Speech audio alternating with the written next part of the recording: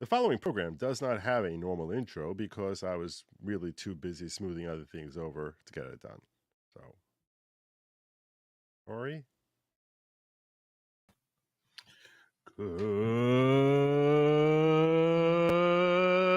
evening, everybody. Welcome to the following program. I'm your host, Joe Neerman, a.k.a. Good Lawgic. Streaming to you live from downtown Brooklyn in the house. Wait, I'm not Brooklyn. But I always thought that, yeah, that's like when they say like in the house. You have to say Brooklyn, right? Nothing else works. It's not like you can say San Antonio in the house. No, that's stupid. Doesn't work. It's only Brooklyn. So, a few things I need to share with you before we get to our central focus du jour.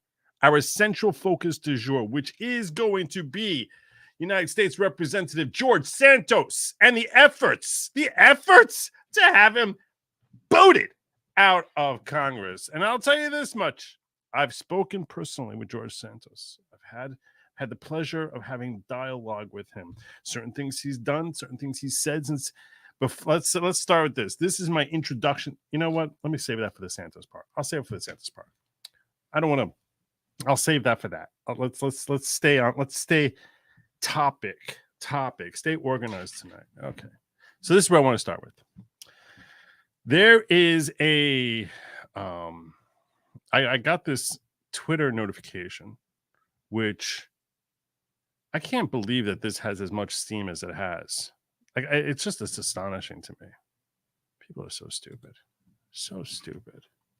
Why are people so stupid? Why are you so stupid? I don't understand. What's wrong with you? Look at these people. Look at these folks. Listen to this guy. All right, let people filter on in here. That most of the voters in most of the states want to have a national popular vote for president. We're petitioning their legislators to get that done. Do they? So, you know, the truth is why does it survive today? Why does the state-based winner-take-all system survive today? You know, it's because, you know, you're talking to a conservative guy, right? I got the same golf shoes for the last 8 years. I don't like change. I don't like it for change's sake. I don't like change. And change at this level should require time. But change at this level should require time. So I have the same golf shoes because I have the same golf shoes. That's why I just want to stick with the system that we've used for the last 250 years rather than having like a straight national vote. You know, pressure over That's time. The only reason. There's really no other reason to stick with it other than the fact that I've had the same golf shoes for God knows how long. That's why. If not for that, if I could just throw out my golf shoes, I'd be told. Notice how they have golf shoes. It's always like, you know, why would you say golf shoes? Why would you not say, I don't know, the same car, same TV, the same pair of underwear? Why would you say golf shoes? You know why he gives the example of, why would you say shoes? Why don't you say the same pair of shoes the last 12 years? I've been wearing the same cowboy boots for the last. Why wouldn't you say the same Keds? No, golf shoes. That's what this guy picked. You know why? Because he's trying to paint it as if like, oh, it's the white, rich, wealthy class which is trying to keep us under their thumb with their constitution and all that stuff. The whole electoral college. That's just like, oh, they're trying to just keep us down, just squashed down there, squashed under their thumb with their whole electoral college system. Idiot. Folks like this make me sick to my stomach. You know, having the conversation with the legislature, the body of government that has the power to fix the system, if indeed they believe it's as broken as I believe and know that it is. No, the system is broken. Your solution is basically let's completely make it utterly stupid. We have a bad system, so you know what we should do? We should implement a system that we know is much worse. That's what we need to do. That's your cure. This is like, oh my gosh, your leg is so infected. You know what I think the problem is? You have all that infection that's spreading through your body. And there's a lot of blood that's moving through your hand. We should cut off your hand in order to fix that infection in your leg. That's this guy's solution. Thank you, Doctor. You know, we've been able to Doctor of Politics. convince 16 states, 15 states in the District of Columbia with 196 electoral votes to change their state law to have a national popular vote for president. Yeah, big deal. Big deal. You started with the loser states like California, which basically figures, hey, if we control the election, if we can control the entire election rather than the gross number of electoral votes we already have, that much better. Through the National Popular Vote Interstate Compact. We've also passed one chamber or another in 9 additional states with 88 electoral votes. So direct election of the president would abolish the Electoral College. We say the Electoral College continues to exist. It continues to be an important piece of federalism that allows. No, it's not. It's not an important piece of federalism at all. It's not at all an important piece of federalism. It's already been gutted with respect to the fact that we have the Supreme Court in the 1940s basically said that the federal government can use the power of the purse to kick around states and impose their will on things that have nothing to do with the national government, nothing to do with the federal government. Now you basically want to say the last vestige of federalism we have, which is an electoral college. Let's basically reduce the federalism to the British monarchy. It'll be something that's there in name, but have zero function whatsoever. Jerk. What a gaslighting jerk. He's like, oh, it'll still be there. Totally be there. Oh, everyone knows it for sure. It's going to be there. It's going to be like, oh, it's going to really, really be there. It's going to be like, we're going to sit here. It's going to visit us every year like the ghost of Christmas past. State to control their own elections, right? But we can have an electoral college and the national popular vote for president. And increasingly, I think, history is settling this question, right? Are the people to be trusted? No, history settled that question 2.5 millennia ago.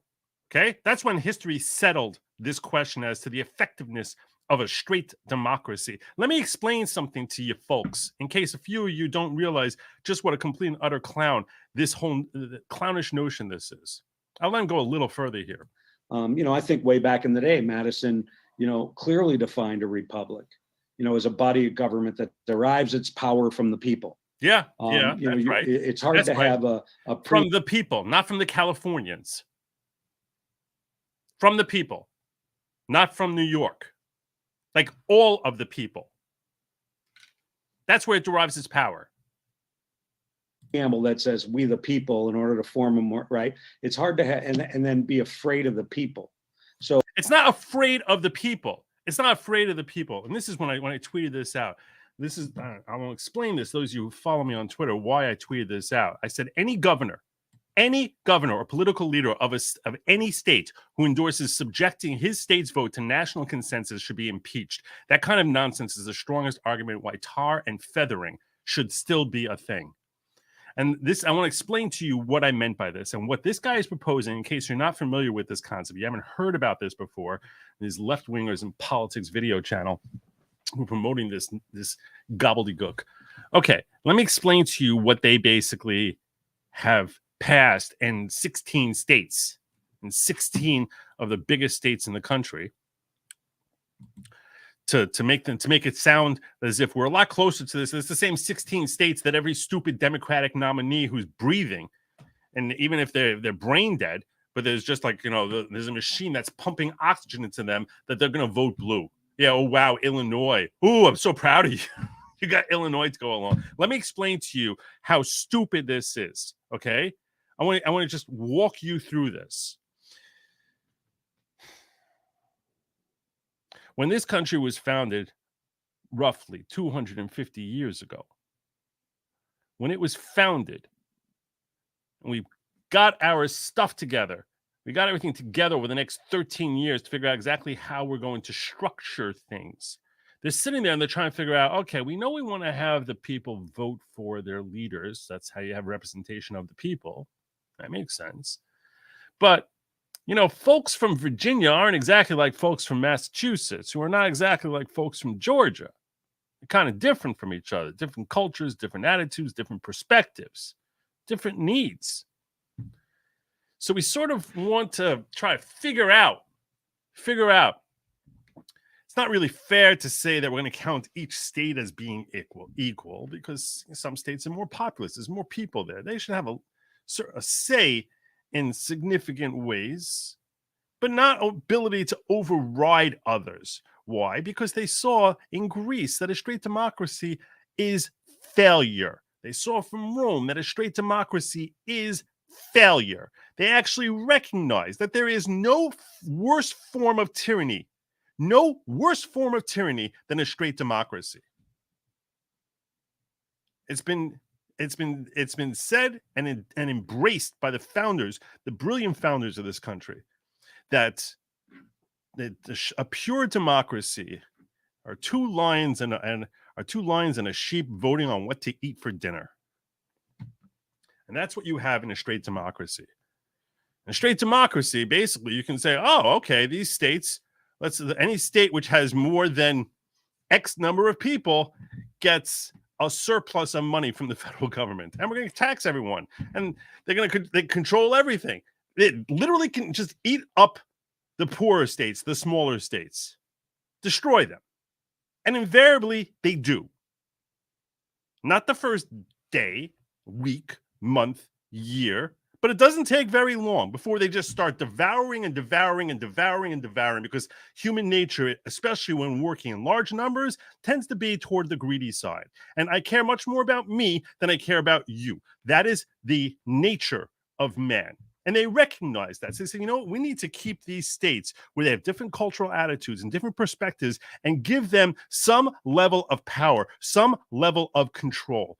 And in their brilliance, they came up with the concept of electoral college, where they're splitting the power and sharing power, working so hard, ignoring what's staring you in the face. Because let's face it, 3 5-year-olds get together, they can figure out how to have a democracy on what game to play. That's how society has worked for the last 5,000 years. Any idiot can come up with the concept of straight democracy. But our brilliant founders said, no. That is a failure. We know that's a failure. That's for losers. And that is how a country ends up being something that is temporary rather than something that has far greater permanence, because it's not properly geared towards addressing the needs of the minority. There's zero respect for the minority. And this country was founded on a concept of recognizing the needs of the individual, the needs of the minority. That's what our Bill of Rights is all about. Now, enter this schmuck over here who comes along and starts advocating, what's his name, Patrick Rosensteel, comes along and advocates for the notion that we should have a national compact, which basically says this: each state votes and decides that their electoral votes will be seeded, this time seeded, not like yesterday where it was SEATED or SEEDED. This is seeded, CEDED, seeded toward the national vote, the national population vote. Whoever gets the most votes throughout the country, that is who our electoral college, that's who our electoral votes are going to be seeded toward. And they want to get more than 270 electoral votes to go along with this. Why? Why is that so important to them? Because they basically say this: how would this actually kick in? How is it going to affect? Well, what this would mean is this: you're from the state of Arkansas. Your state said, hey, the majority of people, voters in your state said, hey, we want to have candidate A as our president, not candidate B. We are for candidate A, not B. That is what the majority of Arkansasians, and I just made that word up, and I don't know if that's the actual reference that how they call themselves, but if not, they damn well should. So the majority of Arkansasians say, hey, we want to have candidate A. Enter, but, unfortunately, 10 years ago, the governor of our state signed off on some bill, and so that was passed through our legislature, which said that if the national vote is for candidate B, we ignore what we said here, what our local Arkansasians said, and take the Arkansasian Electoral College slate for candidate B and sign them off and send them off to Washington. which is basically saying this governor or any politician, senator, member of the House is basically saying that whatever my local population wants sometime in the future, if that is not what the majority of folks across the entire country are favoring, well, then we're going to ignore the will of our own people. We're going to pretend that didn't happen at all.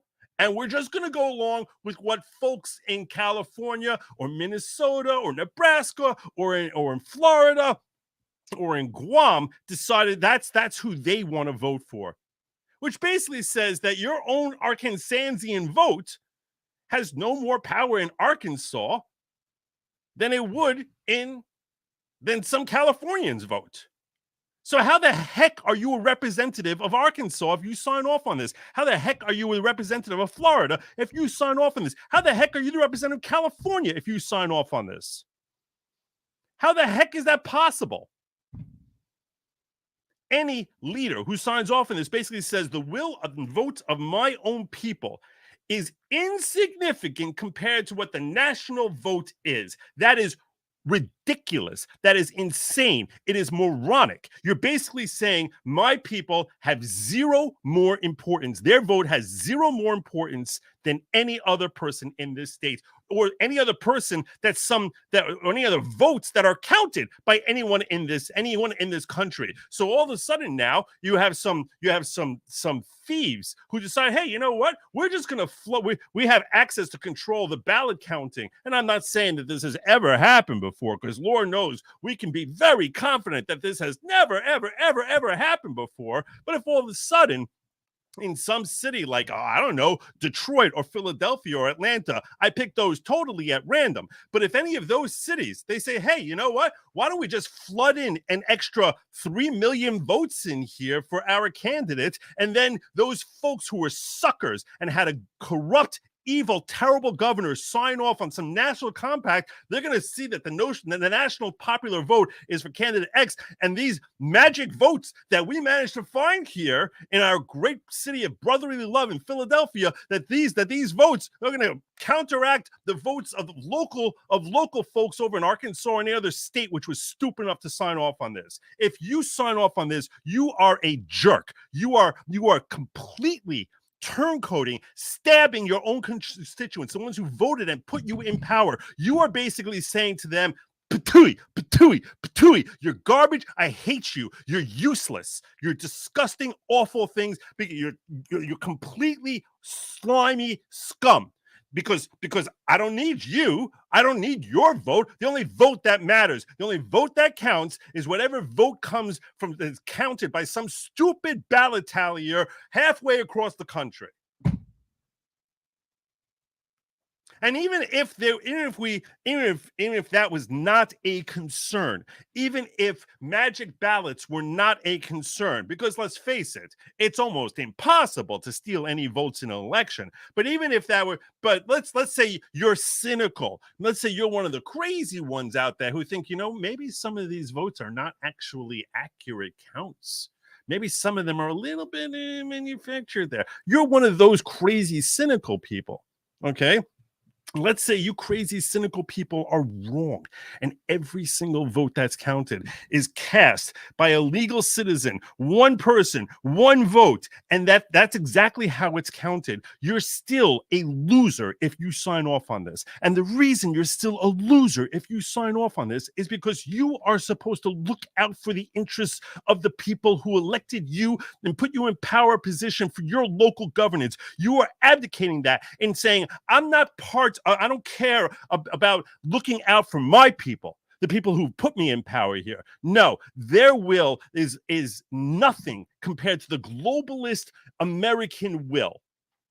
And that means that you have basically taken the votes that put you in power and used that to destroy the strength and electoral power of your own people. You are a backstabbing, slimy, awful, awful, awful human being. And that's why I say, you know what? Someone like that should be tarred and feathered, because you basically betrayed the people who gave you the power to make that kind of decision. And those kinds of people who look out for their own self-interest or some stupid interest and basically stab in the back the people who put them in a position to make these executive decisions, those people should face consequences, legal consequences. I'm definitely not advocating for any violence or anything of that nature.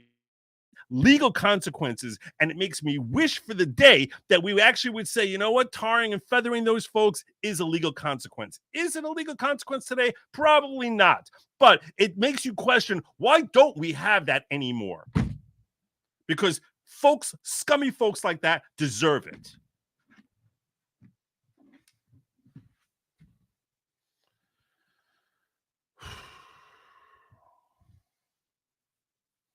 Fix our system.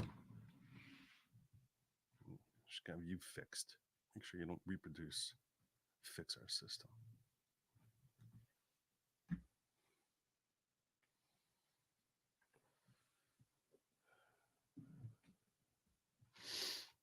Anyway, just want to get that off my chest.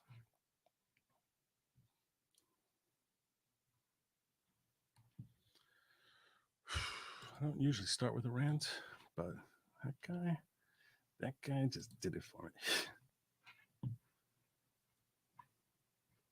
Now, this is the next thing I wanted to call to your attention. Something came on the news a few hours ago today, but I haven't read this story yet. I just saw the headline. I've only read the headline. So right now, you know as much about this as I know about it, but the headline made me chuckle. So I was like, I want to read the rest of this story, but I want to share my reaction with you as my reaction actually crosses my face. And the headline here, for those of you who are sight impaired, is Democrat governor withdraws electric vehicle mandate in a stunning blow to environmentalists. Oh no! Oh no! That's so sad.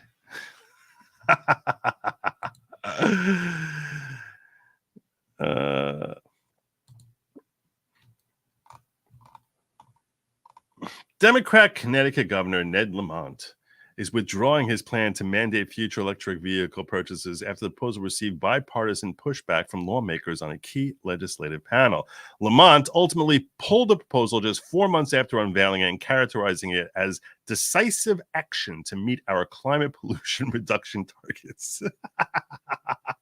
This is to fix the environment. In July, Lamont unveiled a proposal tethering Connecticut's emission standard to those set in California, which mandates that every passenger vehicle sold is electric by 2035, the most aggressive target of its kind nationwide. Common sense has prevailed. Connecticut Senate Republican leader Kevin Kelly sent a statement. The governor's decision to withdraw the regulations is a reasoned approach to address the growing concerns raised by working and middle-class families who basically say, "You're bankrupting us!" And you are not going to have the electrical grid to actually handle this if we were to try it.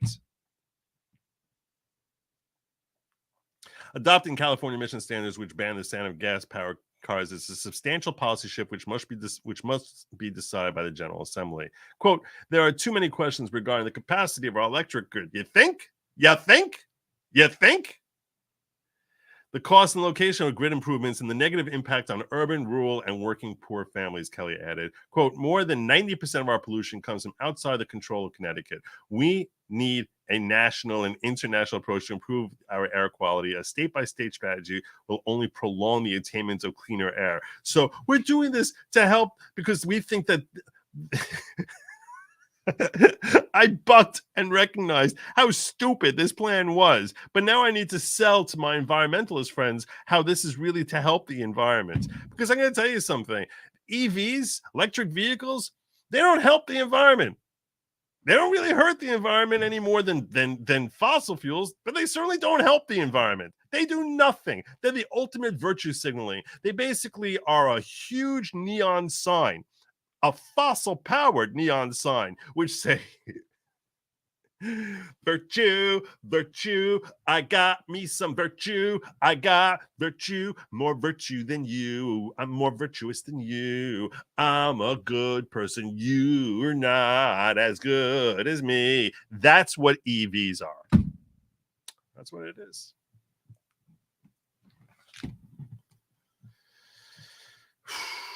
When you actually go through the whole calculus, and I have gone through the calculus, I went through a whole article which broke it down.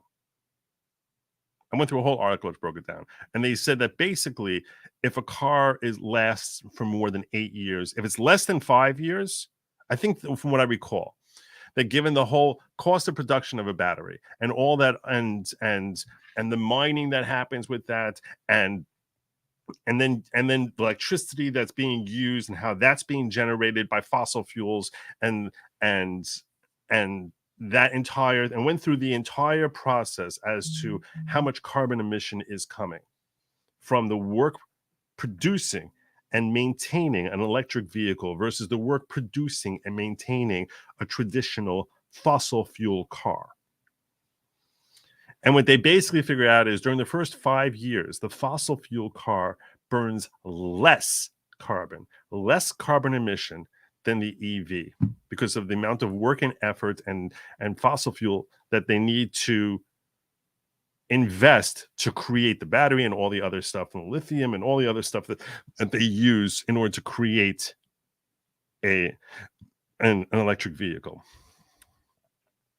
But each year, the electric vehicle supposedly uses less fossil fuel. And around year 8 or so, it balances out that they're exactly equal. And going forward, years 9, 10, 11, 12, if you have two cars that are 10 years old, so during those 10 years, the EV has used slightly less fossil fuel than the fossil fuel car. Think about that. It's like, so now you have to start calculating what percentage of cars actually last that long. I'm sure most do. I'm sure it's probably.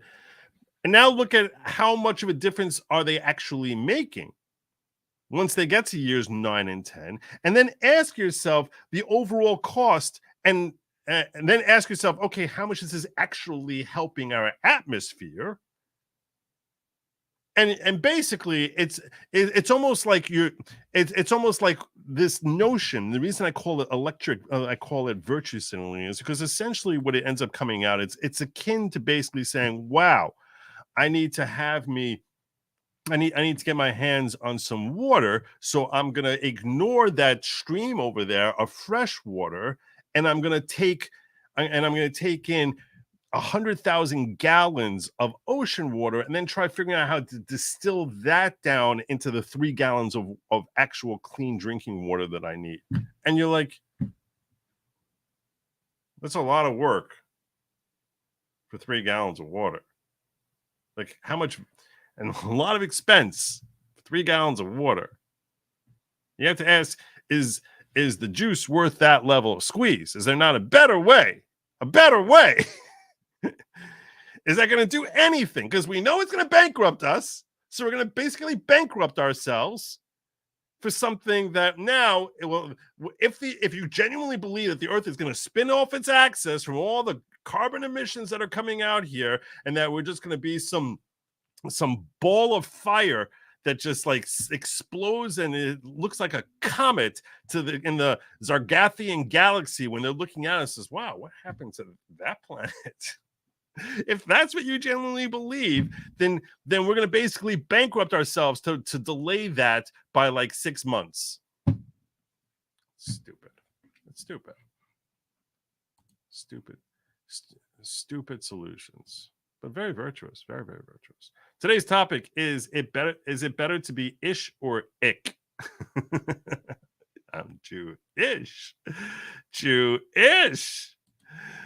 If you ever want to discuss EVs, I'm a credentialed automotive writer. Our great-grandchildren will drive gasoline-powered cars if cars are allowed. There's no way to support a grid for this stuff. It's the stupidest thing in the world.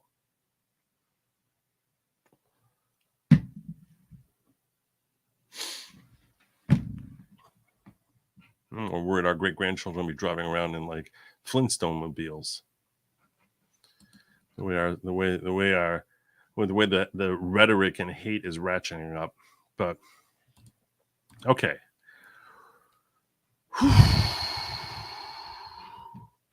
Where was I? Do a quick check over here. We're gonna put it over there. It's time for me to get into my main topic du jour. My main topic du jour. What is the main topic du jour today, Joe? The main topic du jour is Representative George Santos. George Santos. Oh. Remind me, maybe I'll cover this. I'm going to close the show out after I cover the George Santos thing. And I'm probably going to run a little long tonight because I know Nick's not streaming. So I'm probably going to end up running a little bit long. We'll see how the timing goes on things because I'm never sure exactly how long a story is going to take.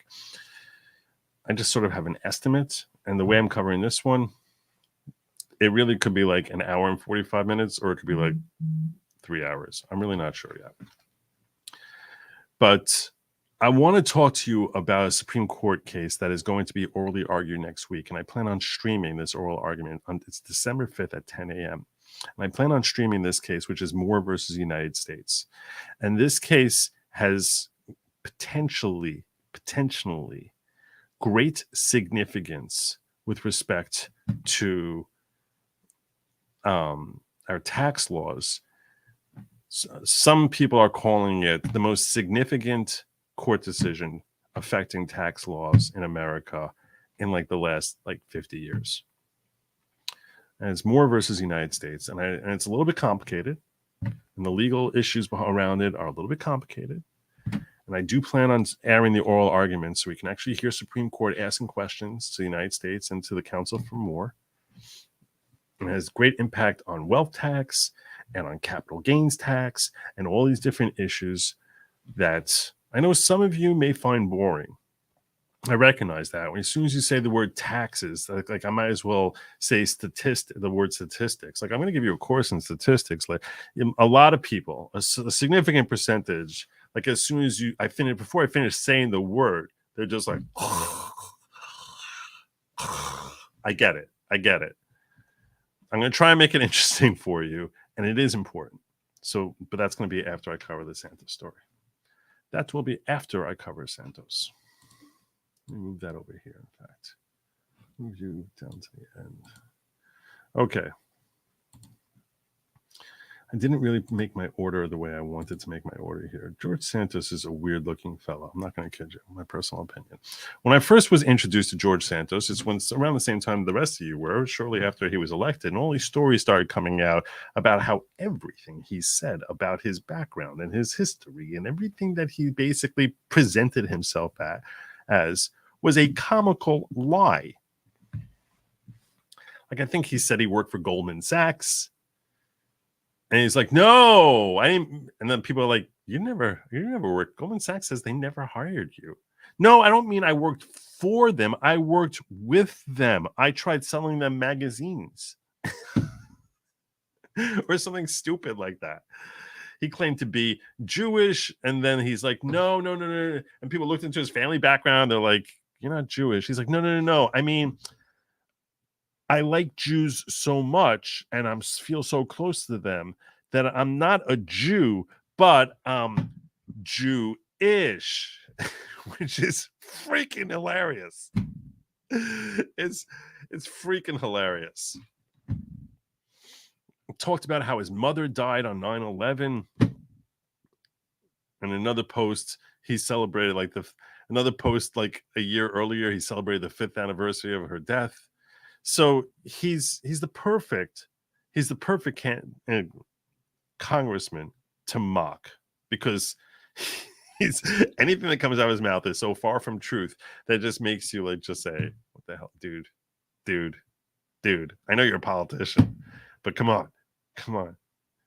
And you say a lot of people joke about, how he talks about like how he remembers fighting in the Korean War. He's a doozy, this guy. So I joined in the mockery. They were talking about whether or not he should be seated, and this time seated is EAT. Seated. Seated. But he got in. And I'm going to tell you this. A lot of the positions that he's held, in fact, most of the positions that he's held since he's got into Congress, they support my positions. So I don't really like him as a person. Don't really trust him. Do like the fact that he tends to vote in directions that I like. So I'm like, I don't know what to do with this dude. But a lot of folks do not like him. This guy says EVs are about efficiency of power generation. Gas engines use more fuel than an oil gas power plant. Yeah, I understand. Yeah. Okay. And that's why I said over time. So everything that's consistent with everything I said earlier.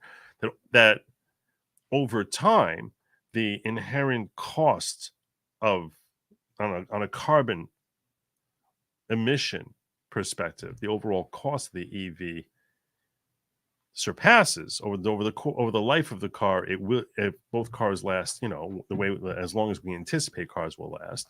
In that case, over the life of the car, the EV will be cheap, will be more efficient. But it's not like it starts out that way. It takes a while to catch up. Look at this guy showing up here. I could use a drink tonight, by the way, if you're in the mood. Joe, who cares all about the vote? I think this will be funnier if I drink, but who knows? John Smith from Alabama. Okay, Alaska, Alabama. I'm gonna guess Alabama. Alaska would be AK. Wait, Arkansas is AR. Alaska. I'm so bad at this. When I was a kid, not kidding you, this is true. Look it up. Okay. Historically, they needed 3 letters when you were giving the initials. Not a 2-letter initial for a state. It had to be 3 letters. Then they cut it down to 2 letters, and all of a sudden now I can't figure out between Alaska and Alabama anymore. Fairly certain this is Alabama. Crazy 24 hours. Around midnight last night, mob showed up my house on Ogden Avenue.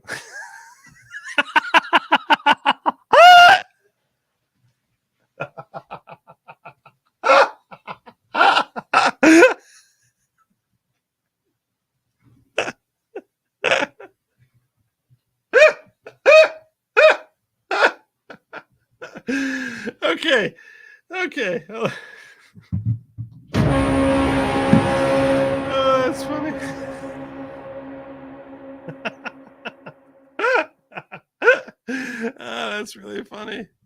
That's really funny. He proceeded to chase me around Birmingham all night, chanting my name. Not sure why this happened to me, Joe. That's really funny. I wish I had a clip of me actually talking about this.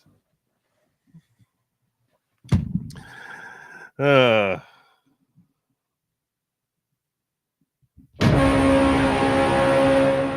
bless you, brother. I will happily drink with you.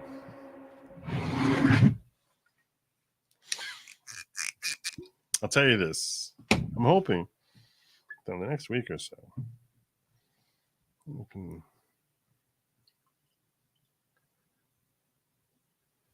this is a good week to drink. I have a lot of work.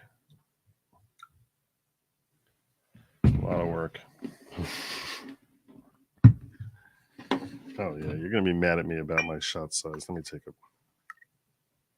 There we go.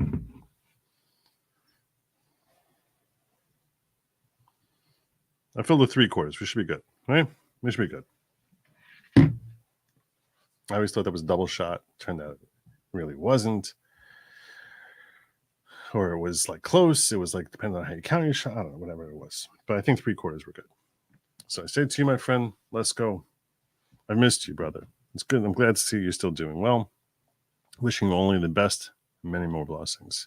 Salute, my friend.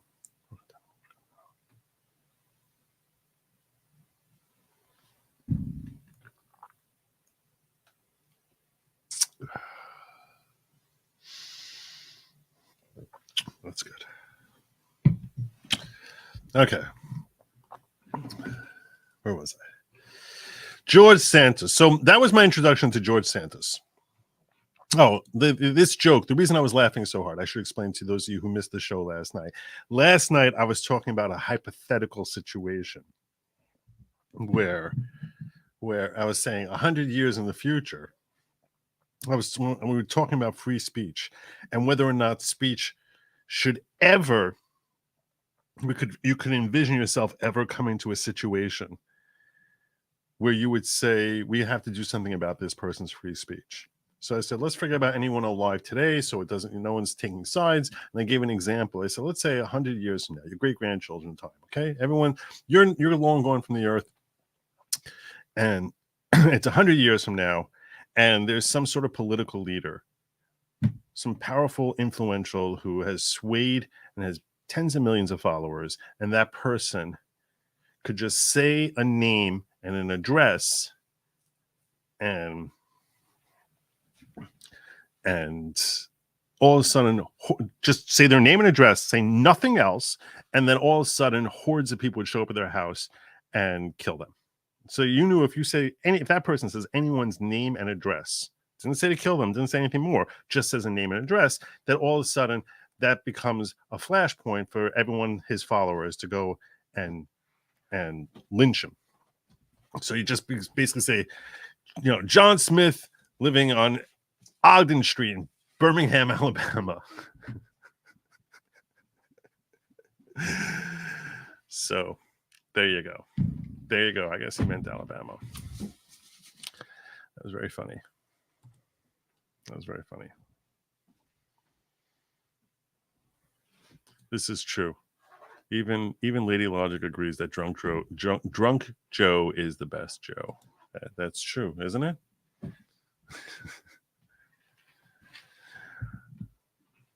Okay. George Santos. Georgie Santos. Okay, so this was reported earlier today. Representative George Santos defiantly insists he will not resign from Congress as an expulsion vote looms. Is this the one I wanted to start with? No, I don't think that was. Is this one? No, that's not it. Let's go back. We'll go back. Let's go back a little bit. We'll go back. How many days?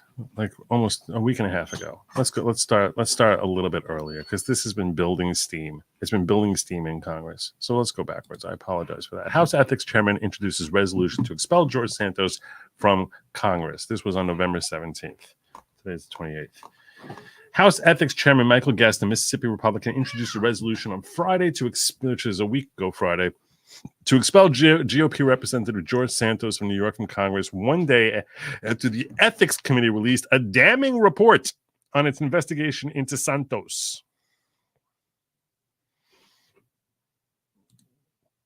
Yeah, sure. I'm good to go. Lawmakers are expected to address the resolution at the end of the month once they return from the Thanksgiving holiday. Santos has survived previous attempts to oust him from the House, but there's a growing momentum for the latest effort. Following the ethics investigation, a number of Republicans who had previously not backed expulsion indicated they would now vote in favor.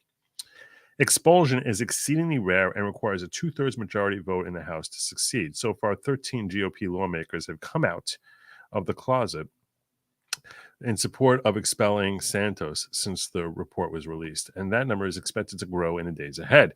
In its report, the Ethics Committee said it uncovered additional uncharged and unlawful conduct by Santos that go beyond the criminal allegations already pending against him and would immediately refer the allegations to the Justice Department for further investigation.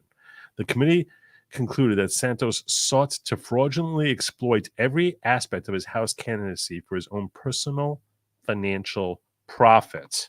Santos, who's only been in Congress since January, announced that he will not seek re-election following the release of the committee's report, though he remained defiant and denounced the investigation, calling it a biased report.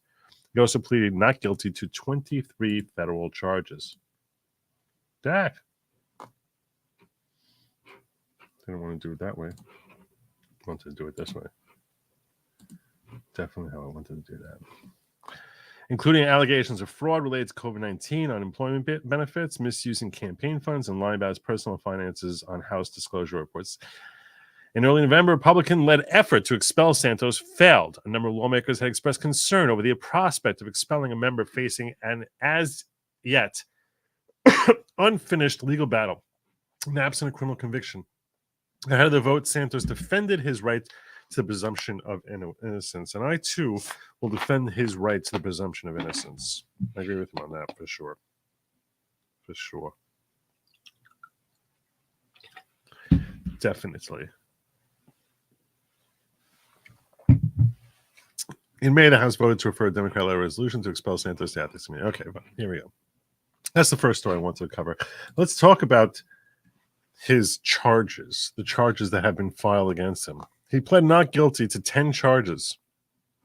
This was back on October 27th. So there were 10 charges. Those charges are, can we get those 10 charges? Can I get a copy of that? CNN, stop stinking. Stealing donors' identities, running up thousands of dollars in fraudulent charges on credit cards, and a whole bunch of other charges against him.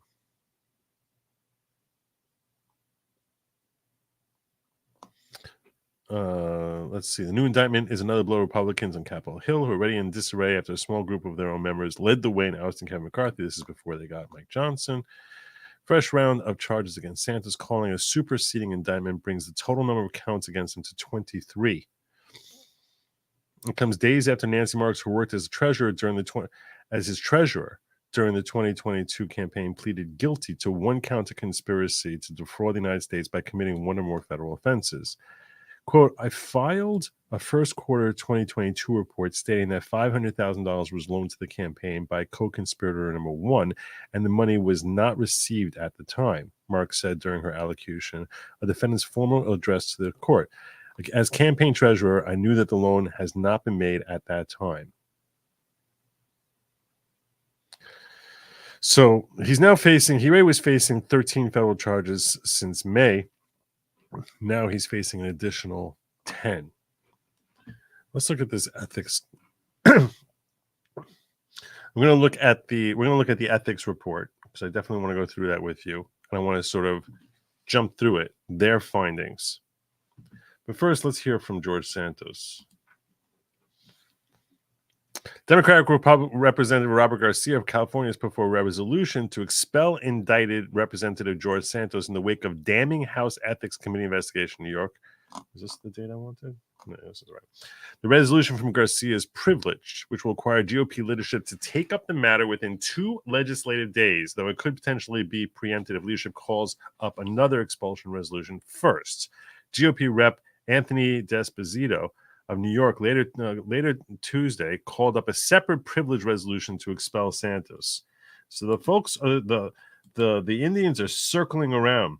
That resolution had been introduced by House Ethics Chairman Michael Guest, a Republican from Mississippi, before Thanksgiving. Santos has survived previous attempts, but following the ethics investigation, a number of Republicans say they're going to vote in favor. It's still not clear, though, whether there'll be enough votes to expel Santos, because, again, you need 2/3. So 2/3 of 435 is going to be like 270. Well, let's see. A third is of 430 would be 142. So you need 284 votes.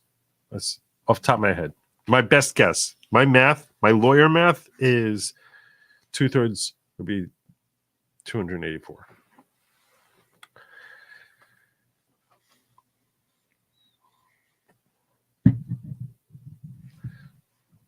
So if they're starting with 212, they need like 70 Republicans to sign up.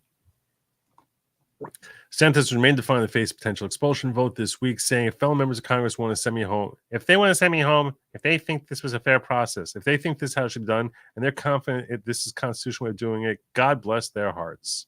What does that mean? That's kind of vague. God bless their hearts. Is it like sort of like when in the South, when they say, bless his heart, which really is a way of saying, they're stupid? Or does it mean I'll go along with it? No one knows. If this quote, if this city put in the effort to fix our country the same way that they put on expelling me, we'd be in a better place, Santos told reporters Tuesday. But this place is littered in political theater, and the American people are the ones paying the price. He later doubled down on remarks on the House floor, saying, to set the record straight and put this on the record, I will not be resigning. The renowned push to expel Santos presents a leadership test for House Speaker Mike Johnson. Why?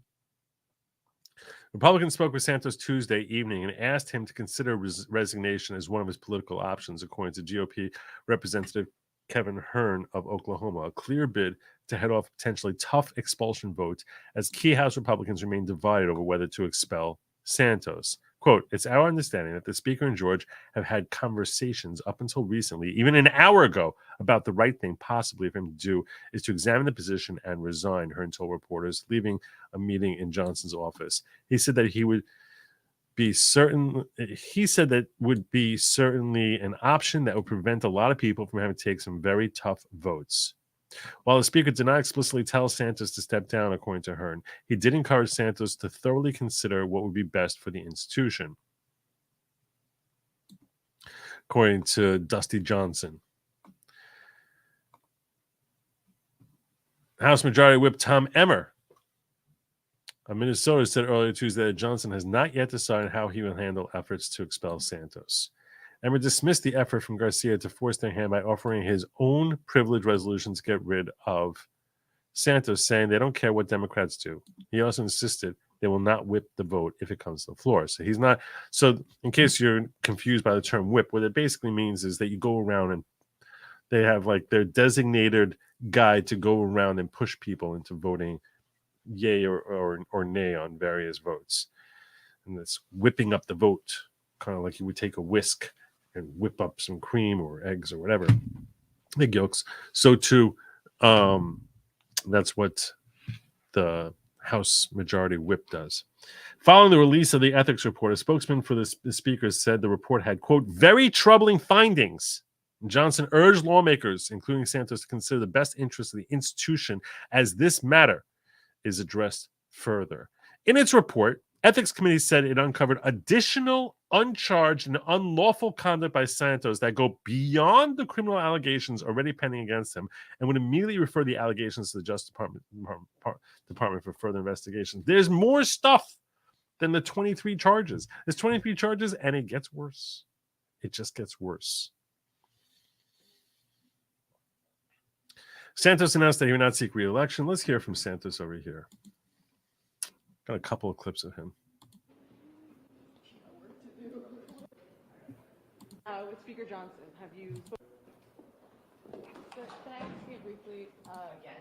Yeah, actually, there's been a few developments. I just want to ask you about your conversation with Speaker Johnson. Have you spoken to him? What was your conversation? I spoke to him over Thanksgiving. Well, it seems like you guys may have spoken more recently than that, according to Mr. Hearn and Mr. Johnson. Yeah, I did speak to him earlier today. There's no sorry. There's no secrets in this place. It's amazing how you all know what goes on. I mean, Okay. I have cups over on my walls. No, I just had a conversation with him. He asked me how I was doing and if I had made my decision. I said yes. I mean, put up or shut up at this point. You want all these members are pushing this. They want me to resign because they don't want to take this tough vote that sets the precedent to their own demise in the future. Because they're not immune from all the nonsense that goes on in Washington where you all follow them around with cameras and microphones in their faces. They don't like it either. So they can keep up. They can keep doing this. But my message to them is either put up or shut up and enough of the charade. Did he encourage you to resign? No, not at all. Actually, he made a point since Way to cut that off, C-SPAN. Way to cut that off. Way to cut that off. Gosh, it's so annoying. You want me to cover the E407 online petition non-confidence vote in Trudeau? This is America. Stop bothering me, you Canucks. We're Americans. We don't follow European politics that I need to learn about Trudeau. You think I need to start looking into Australia or whatever place Trudeau is from? We're America. This is freaking America here. It's America.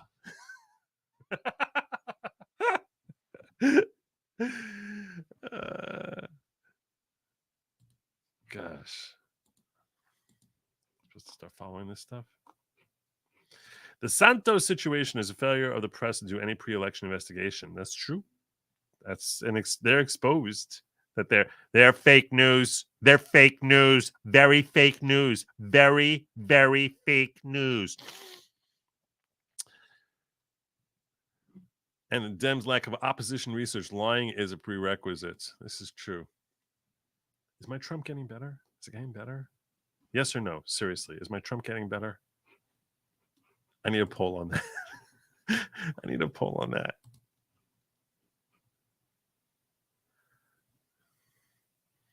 That's definitely what I'm putting a poll up.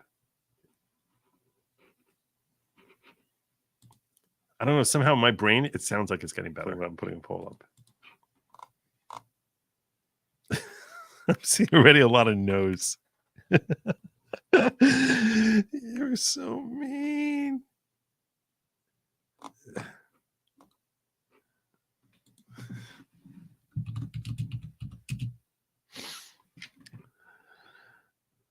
Definitely. Where is it? Start a poll.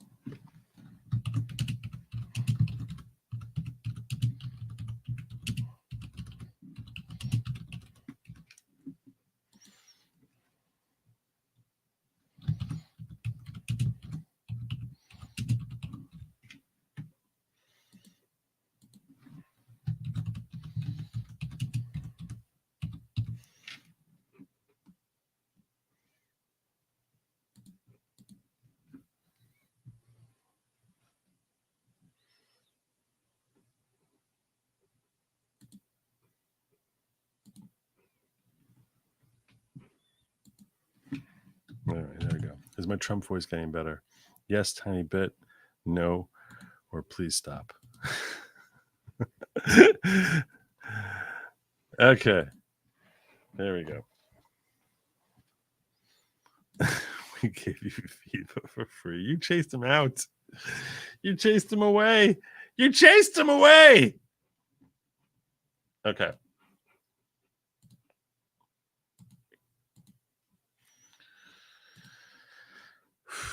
That's a poll I'm never going to look at. You're just going to discourage me. You're just going to discourage me. Okay, where was I? Yeah, so there was another thing I wanted to really want this as a cover. There was another clip that I wanted to share where he had an interesting thought. This is it. This is it. Yeah. Thursday night football on Prime. It's on. Welcome to Thursday Night Football. Oh my God, I have an ad. Sorry about that. For Thursday Night Football. Apparently they think that I'm the sort of person who would be remotely interested in Thursday Night Football. Please, hello. Like I'm going to watch soccer. Okay. Sarah, detailing misconduct that the House Ethics Committee has found after months and this of isn't even the thing I wanted. into the freshman New York Republicans' conduct here, and raising serious concerns for. Really? I had to sit through an ad, and this isn't even the one I wanted. God, I have too many things here. That's the problem. Is it? No. Is it on here? Up here? No. Where did I put you? This is it. Same guy, different clip. Thursday night. Oh my gosh! Again? Prime. It's on. Welcome to Thursday Night Football. Who runs America? Who watches soccer? Contenders collide as the big play Seahawks into the end zone for the touchdown. Take on the star-studded Cowboys. How about that? We're back in the saddle again. It's a must-see matchup with huge playoff implications. It's Seattle and All right. We get it. Only on Prime. Nah, So if they expel you and then they put someone else in the seat, you're going to run in 2024. Absolutely. Uh-huh. what? What? What? You're gonna run in 2024 if they expel you? Will that work? Really? Won't they just keep you out again? Can you win a primary given all these Yes. things that are lined up against you? Yes. And the general election. This is a Look, Biden-leaning district, could- and you have all these issues against you. Could I have won the general? By the way, yeah, this is what I don't know why it is that he has a body of a pregnant woman. Sorry, George, I'm just being real with you. But I happen to agree with a lot of opinions he expresses. Election last time, nobody said I could, but I said Seriously. Dude, I don't know if you're gonna run in 2024, but you definitely should at least walk. Treadmill, something. It's a tried. different situation. No, I understand, but elections are tricky. There's no predetermined outcome.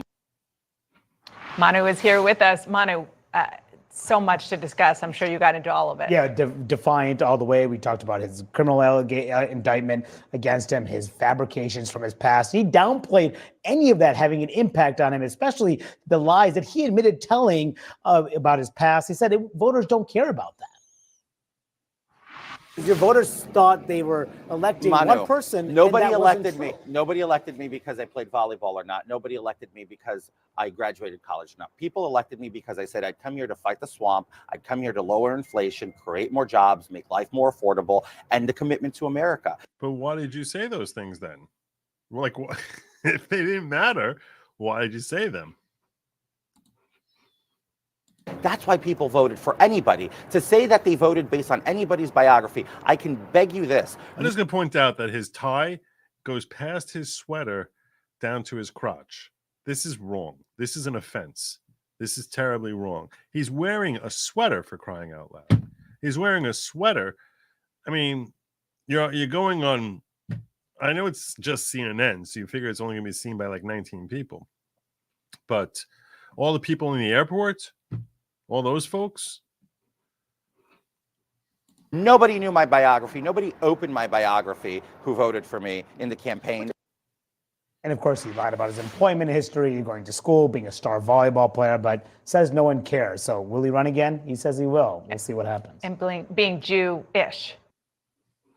There you go. Okay.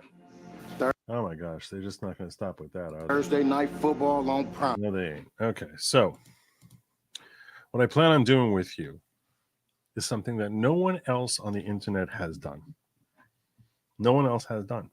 And I'm going to do it with you. A lot of talk about this ethics committee report. I plan to go through the report. I want to see, what do they have on this guy? What do they have on him? Is he really unethical? If these are all allegations, but I want to go through this ethics report with you.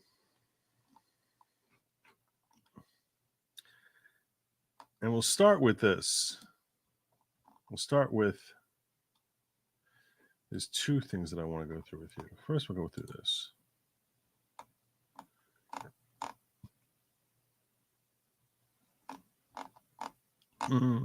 Should I waste my time on that?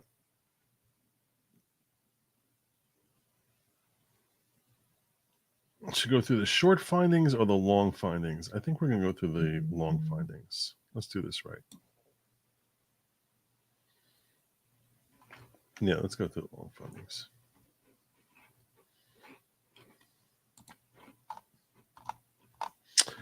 Okay. There we go.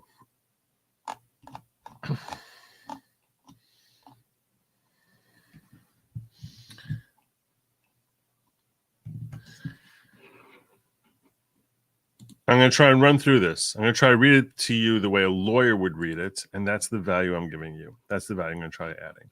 I want you to know that I studied Robert Gouveia, who's a content creator who I greatly admire and respect. And I think is a very smart individual and a phenomenal attorney, as well as a YouTube content creator. What I notice he does is he'll sort of surmise and then jump ahead. And that's a much more effective way to actually read through lengthy stuff like this. Whip equals whisk Joe. We don't know what whip they're talking about. Question is why the Dems haven't demanded renaming the position power immunity. Why would they rename the position? Oh, you're saying it's like misogynistic, or are you brought to us by the shut up? No, no, and no. Let's move forward. Introduction. This is the House Committee Ethics Report. Well, what do they call this? Report to the Committee on Ethics. Investigative Subcommittee. Here they go. Here they go. A fundamental tenet of government service is that public official is a public trust. And they claim that Santos cannot be trusted. At nearly every opportunity, he has placed his desire of private gain above his duty to uphold the Constitution. On February 28, 2023, Committee on Ethics unanimously voted to impanel an ISC to review whether Santos may have engaged in unlawful activity with respect to his 2022 congressional campaign, failed to properly disclose required information on statements that he filed with the House, violated federal conflict of interest laws in connection with his role in a firm providing fiduciary services, and or engaged in sexual misconduct to an individual seeking employment in his congressional office. Okay. In May 2023, the committee expanded its jurisdiction to review additional allegations that were subject to federal indictment filed against Representative Santos in the United States District Court, Eastern District of New York. Superseding indictment, which basically means a bigger one that followed up, charging 23 counts of criminal activity. So we reviewed the allegations, as well as a broader range of alleged misconduct. Santos has been the subject of significant public reporting about his many alleged fabrications, including allegations that he's lied about his degrees, religion, work, experience, family, numerous other aspects of his biography. Santos' lies go far beyond the inaccuracies on his resume, according to this report. I have a feeling he has a lot of fluffy sweaters, personally.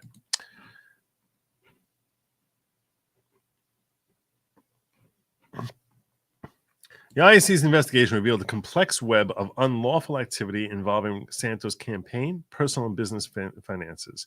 Santos sought to fraudulently exploit every aspect of his House candidacy for his own personal financial profit, blatantly stole from his campaign, deceived donors into providing what they thought were contributions to the campaign, but were in fact payments for his personal benefit.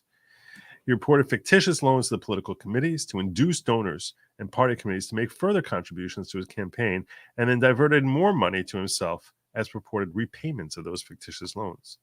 He used his connections to high-value donors and other political campaigns to obtain additional funds for himself through fraudulent or otherwise questionable business dealing.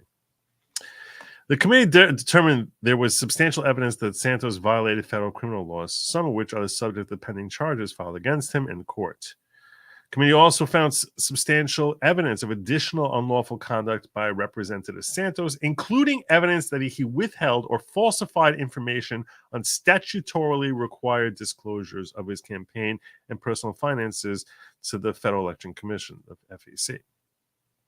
And while Santos has claimed both through counsel before the committee and to the media he would fully cooperate with their review, that was another lie.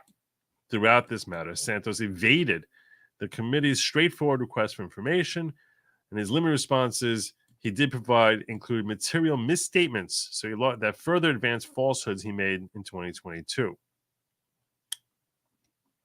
Based on the unique and unprecedented circumstances in this case, the IAC unanimously determined that the committee's duty to safeguard the integrity of the House and interests of justice warrant the immediate disclosure of its findings. So we're here to basically rat him out and get him in trouble. That's why we're here. Pursuant to the Committee Rule 19G, the IAC has decided to transmit this report to the committee and not bring specific charges against Santos in order to avoid substantially interfering with the DOJ and their ongoing prosecution. Committee already devoted substantial resources to this matter, And we're basically trying to get him in trouble in Congress. For these reasons, the ISC recommends committee it's a subcommittee. The subcommittee recommends that the committee immediately refer the evidence of potential violations of federal criminal law to the DOJ, because we did some good work here, and we want the DOJ to use this work to basically try and harass this guy as much as possible. Okay, so they go through the establishment of the investigative subcommittee,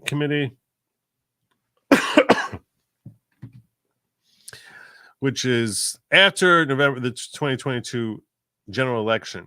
There were news reports raising doubts and claims about claims Santos made during his campaign regarding education, work, family history. Questions about hundreds of thousands of dollars worth of loans that Santos purportedly made to his campaigns and the accuracy of his financial disclosure statements filed with the House. That they show a sharp rise in personal wealth. All of a sudden, he claimed to be loaning himself money that we know this guy could not have. Imagine that. Someone shows up in Washington, all of a sudden they have more money. We haven't seen that over and over again. And Santos publicly acknowledged that he embellished or lied about certain details, but he said he didn't break any laws. On January 10, 2023, Daniel Goldman, who himself is a very, very slimy individual, in my personal opinion. This is not a statement of fact. It's my personal opinion that I think Daniel Goldman is a slimy, gaslighting, awful human being. I'm just adding context. And Representative Richie Torres, who's far more forgettable than Daniel Goldman, sent the committee a letter offering as a complaint requesting an investigation into whether Santos failed to file timely, accurate, and complete FD statements, because that's the sort of cuck that Daniel Goldman is. On February 3rd, 2023, it's like all of a sudden he has to insert himself into a situation. Why not? On February 3rd, 2023, the committee received a letter from an individual applied for the position of representative of Santos' congressional office, in which the individual alleged that Santos sexually harassed him and violated House rules relating to the use of volunteers. Now, this is obviously the issue they have with him is that the Democrats hate the gay folk. And they're like, I can't believe that you were hitting on a dude. That's totally wrong. In addition, several resolutions have been introduced in the House regarding Santos' alleged conduct.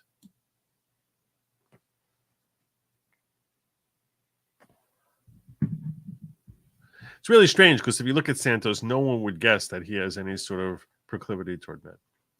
On February 21, 2023, the Office of Congressional Ethics, OCE, notified the committee that it had commenced a preliminary review into allegations that Santos unlawfully omitted or misrepresented required information in his candidate FD statements. Those are financial disclosure statements or FEC candidate committee reports. Santos' campaign committee may have reported expenditures that may not have been made for bona fide campaign or political purposes. They may have accepted excessive contributions in the form of personal loans and contributions that may have been Representative Santos' personal funds. And Santos may have harassed or discriminated against a prospective congressional aide.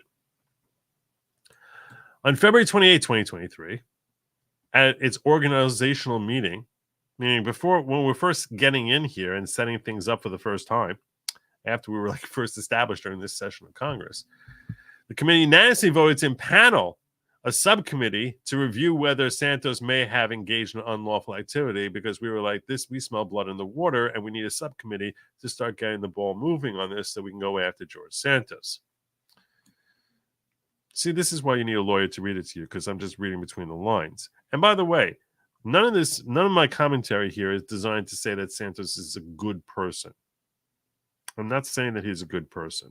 I don't know that he's innocent of these charges. I don't know if he's guilty of these charges. I'm simply giving you subtext behind the words that you might read on the page. And they want to review whether he engaged in unlawful activity with his congressional campaign, failed to properly disclose required information or statements from the House, or all these other things that we've said several times already. On March 1st, 2023, the committee notified Santos of the establishment of the subcommittee and transmitted a copy of the complaint and resolution, giving us the subcommittee real power. making us feel very important. At that time, the committee advised Santos of his right to submit a response within 30 days.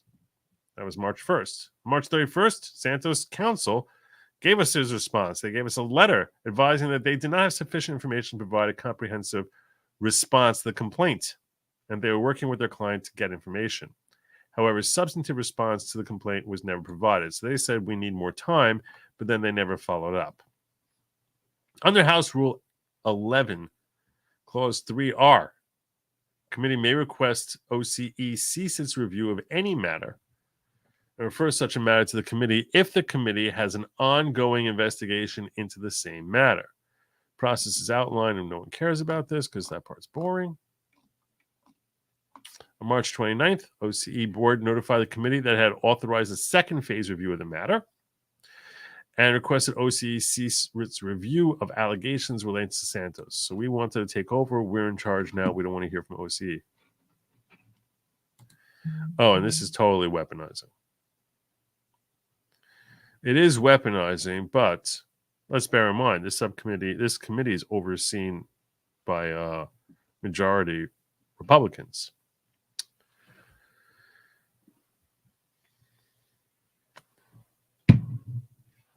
That being said, it's also majority uniparty, and he's not uniparty. We're not seeing uniparty from this guy, which makes his foibles that much more frustrating. It's like I wish he was just another. Here's a question I want to sort of throw at you to ponder in your brain. Mull this over. If he was uniparty, would he be facing this exhaustive research into who he is, or is he facing far greater scrutiny because he's far more America? He's far more America first than most Republicans sitting on the Hill. So that's my speculation. I think that a major part of this is we're going to scrutinize anyone who comes in here who's been preaching America first type of values. Yeah, people who refer to us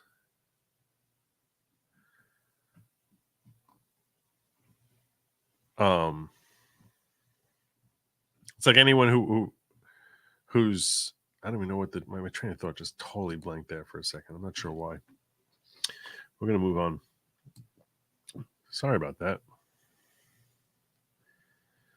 When transmitting referred to OCE board included a letter, no one cares about this part of it.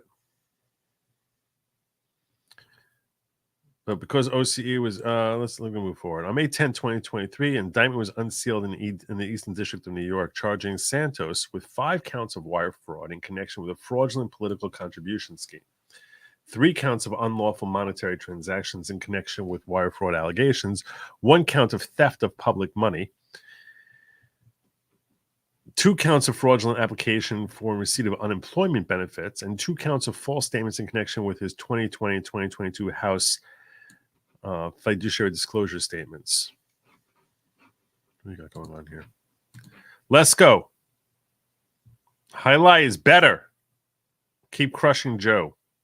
What? Oh, I think he's telling you to get me drunk. Rhinos, not rep. Not Republicans. Yeah, they are. The Uniparty are rhinos, but unfortunately, they're the overwhelming majority. The overwhelming majority of the GOP are rhinos. That's what we learned. Pursuant to House Rule 11, Clause 3B9 and Committee Rule 18E2, this is very official in how they cite rules. When a member is indicted or otherwise formally charged with criminal conduct in any federal, state, or local courts, the committee shall either impanel a subcommittee or submit a report to the House explaining why it did not do so within 30 days of those charges. So they're basically saying we had a duty to do this. On June 20th, 2023, the committee unanimously voted to expand the subcommittee's jurisdiction to include allegations in the indictment that Representative Santos may have fraudulently obtained unemployment insurance benefits. Brand new charges about unemployment insurance benefits, which were not within the initial jurisdiction. So we got our powers broadened so we could start digging into other stuff. On October 10th, a superseding indictment was filed against Santos, charging him with an additional 10 counts related to his conduct during the 2022 campaign, 1 count of conspiracy, 2 counts of wire fraud, 2 counts of false statements, 2 counts of falsification of records, 2 counts of aggravated identity theft. And I'm only surprised that they don't have carjacking in here. And 1 count of access device fraud. Many of the new allegations in the superseding indictment were already under investigation by the subcommittee. Santos has pleaded not guilty to all charges. Criminal trial is scheduled to begin on September 9th, 2024, and anticipated to last at least 3 weeks. I would cover that, but it's in federal court, and no one's going to care about him at that point because it's going to be election season. So, being real with you, I'm probably not going to end up spending very much time covering the testimony in that particular trial. It's going to be roughly 2 months before the election, and I don't foresee that happening. I might do some stories covering it, but I don't expect to go to court, even though it's going to be in the Eastern District of New York. Those of you who are wondering where is that situated, it's in Brooklyn. It's a fascinating thing that the Southern District of New York courthouse and the Eastern District of New York courthouse are like a stone's throw away from each other, just over the Hudson. You can throw a stone if you're like, if you have a really good arm. I'm talking about like a Jeff George type of arm, for those of you who are old enough to know who Jeff George is. And you could probably throw a stone across that river. You can, Jeff George. It's a little bigger than that. But it's just over the Manhattan Bridge, Brooklyn Bridge. Let me think this through. Brooklyn Bridge.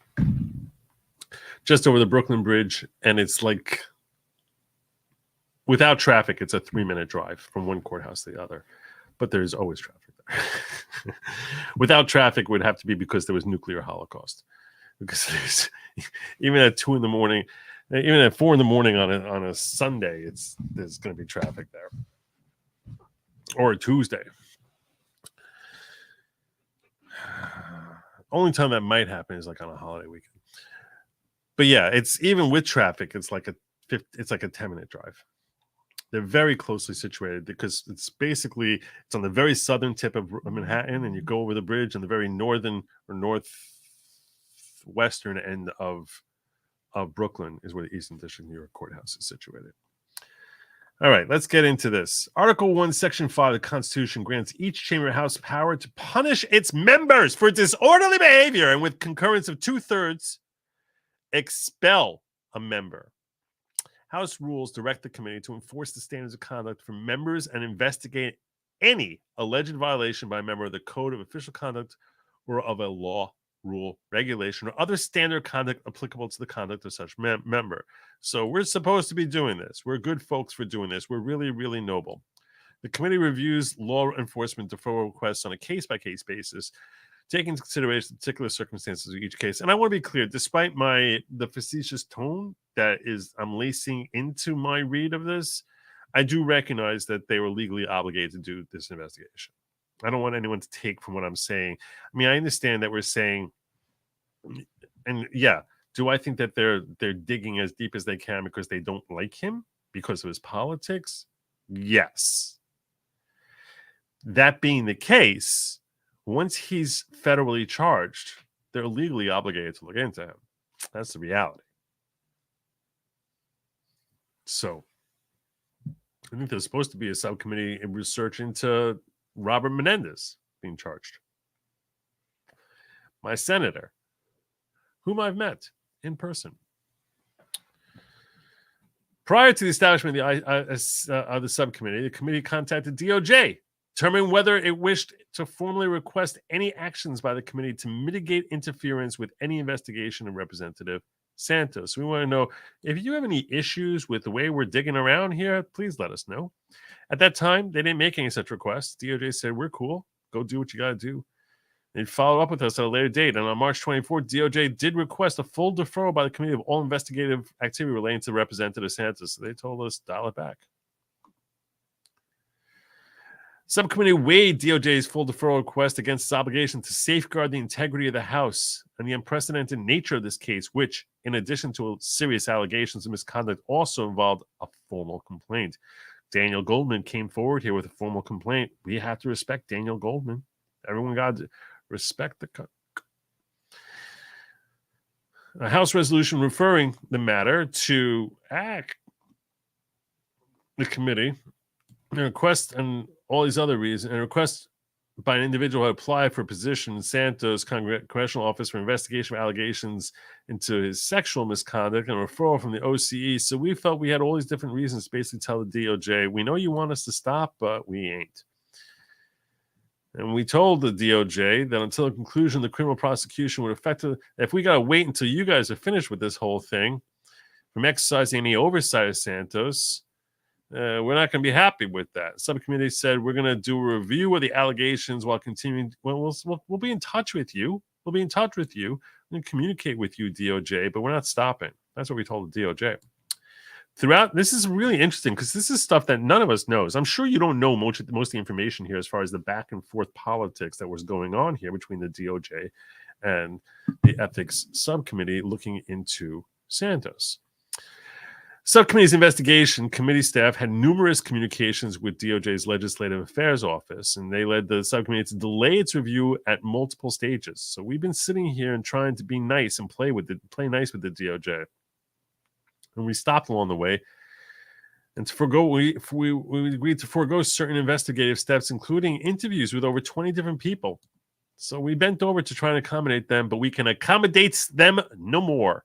Investigative steps. So what steps did we take? So now, okay, we had the DOJ breathing down our necks. They weren't happy with us at a certain point. We thought they'd play nice with us, and they said, no, we're not willing to play nice. So now what steps were taken by the subcommittee? Well, we met 9 times. 9.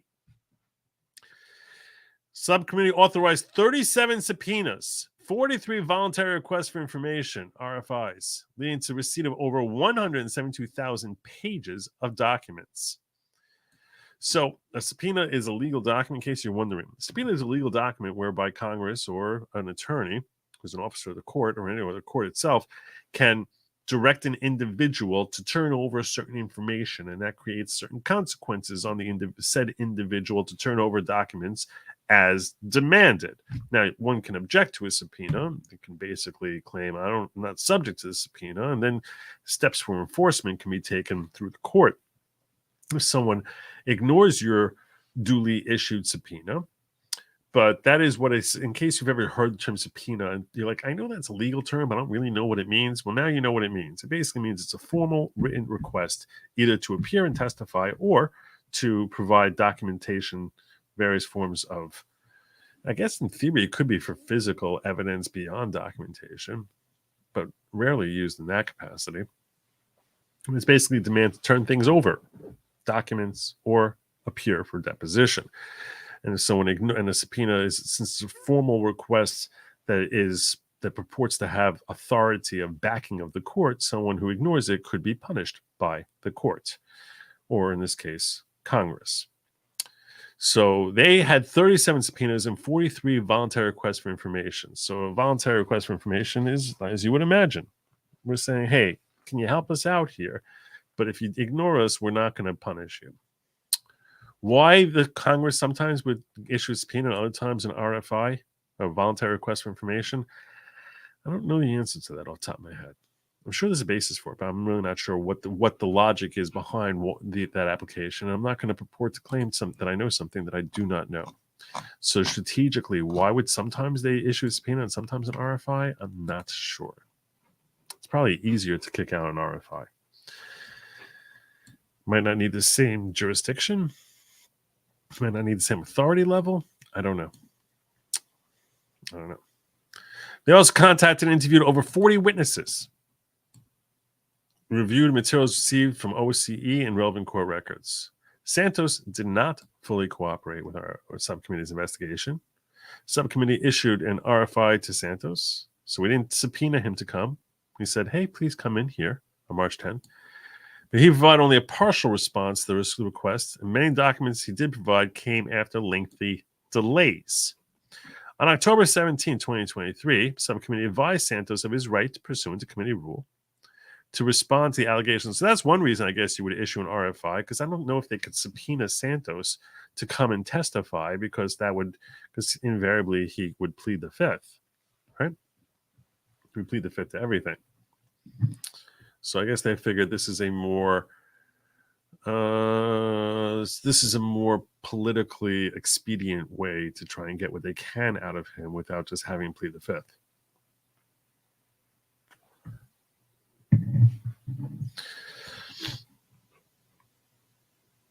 So subcommittee advised him his right pursuant to Rule 19b3 to respond to allegations. So he sent you the allegations, requested that he inform whether he would agree to be voluntarily interviewed or to submit a written response under oath. If it's not under oath, it's kind of useless to us.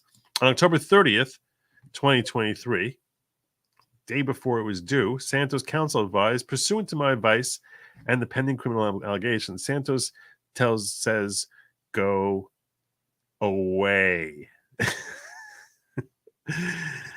We're not going to voluntarily appear to be interviewed and then subject ourselves to basically self-incrimination. Santos did not submit a written response to the allegations, and that's why we don't really know what he would say.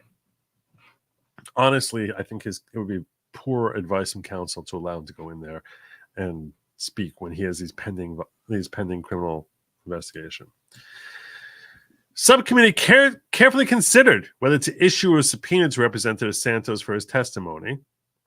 And if they had subpoenaed him, he would plead the fifth the entire time, but determined not to take this step to avoid further delaying its investigation, because we knew he would plead the fifth. And in recognition of his counsel's previous statements that he would advise Santos to invoke his Fifth Amendment right against self-incrimination. We also thought it's not going to help us. Anything we get would have low evidentiary value because the guy's full of crap. So we're not really going to trust him anyway. And if he says something, because let's face it, he's George Santos, and he's claimed to be George Washington. Menendez has been dirty for years. Now they want Tamians, so they eat their own, just like they're going after Eric Adams in New York.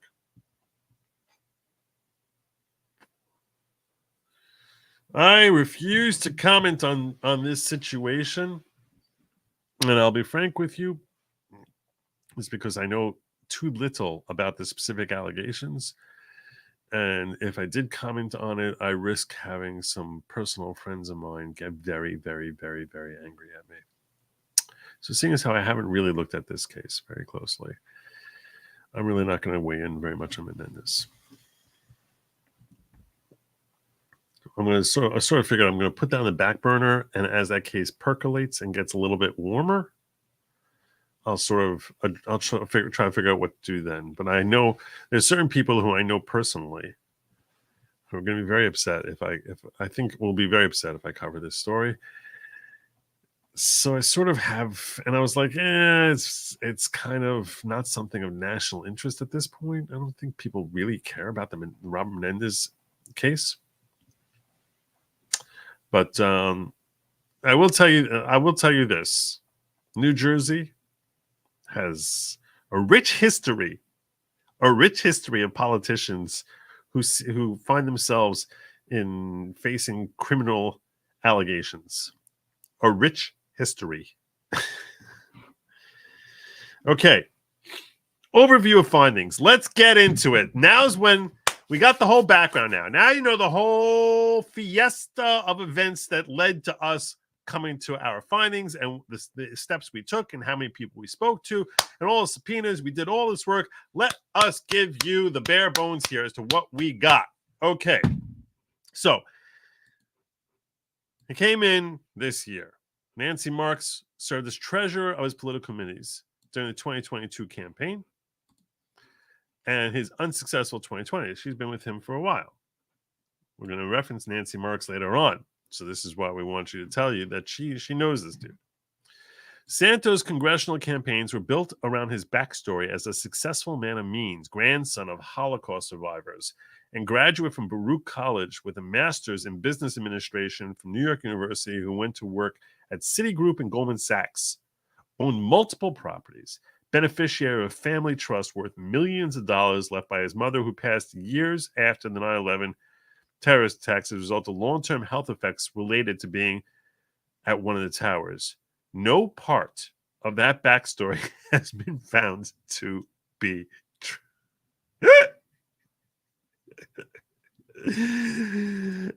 Yes, that's actually accurate. That's really accurate.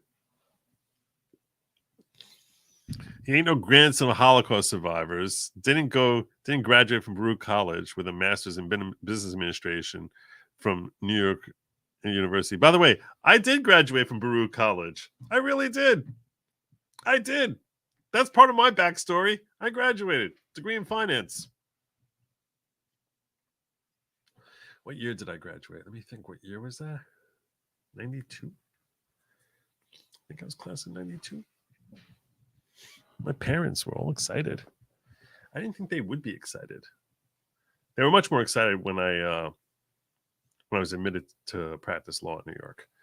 But when you're the parents, when you're product of two historians who basically spent their entire life and personal relationship, like went on dates by sitting next to each other in the library reading, and you're Jewish and living in New York, graduating college is kind of like, yeah, of course you're going to.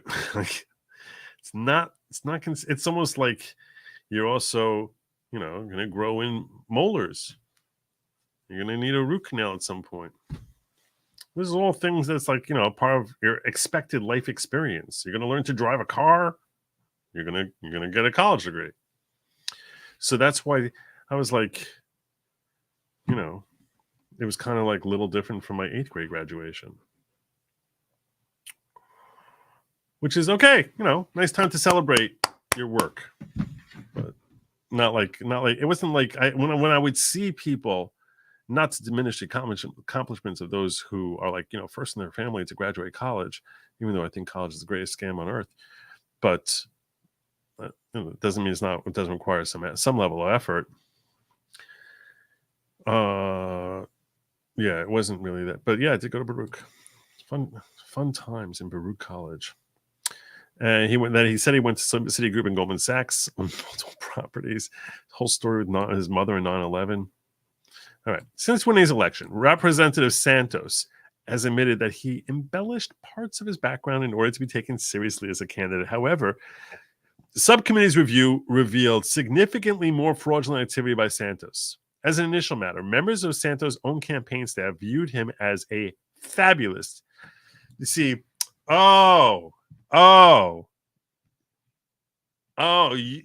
yeah, we kept telling everyone that he's a fabulist. We kept telling everyone why? Really? You're quoting him? He's a fabulist. He's fabulous. And they'd all be like, I know, isn't he fabulous?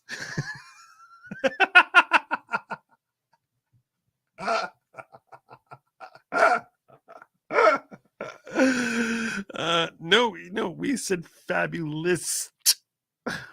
I know, so fabulous. He's fabulous. Who used the word fabulous? He probably claims he turned over documentation. Who the heck knows, Worcestershire? Gotta wonder why New York Republicans didn't better vet Santos. I think they figured, how's a Republican ever going to win New York? They should have realized that he's coming from the island. On the island, there's some Republicans on the island. Not in the city, but on the island, yeah, there's a couple.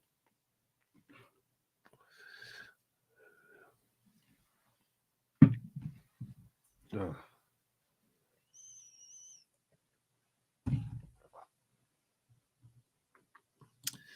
Members of his own campaign viewed him as a fabulist whose penchant for telling lies was so concerning he was encouraged to seek treatment.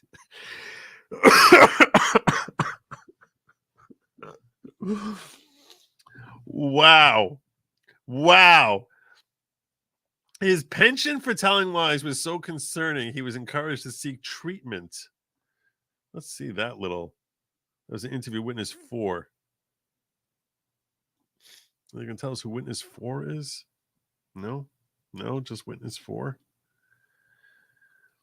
encouraged to seek treatment because he lies so much.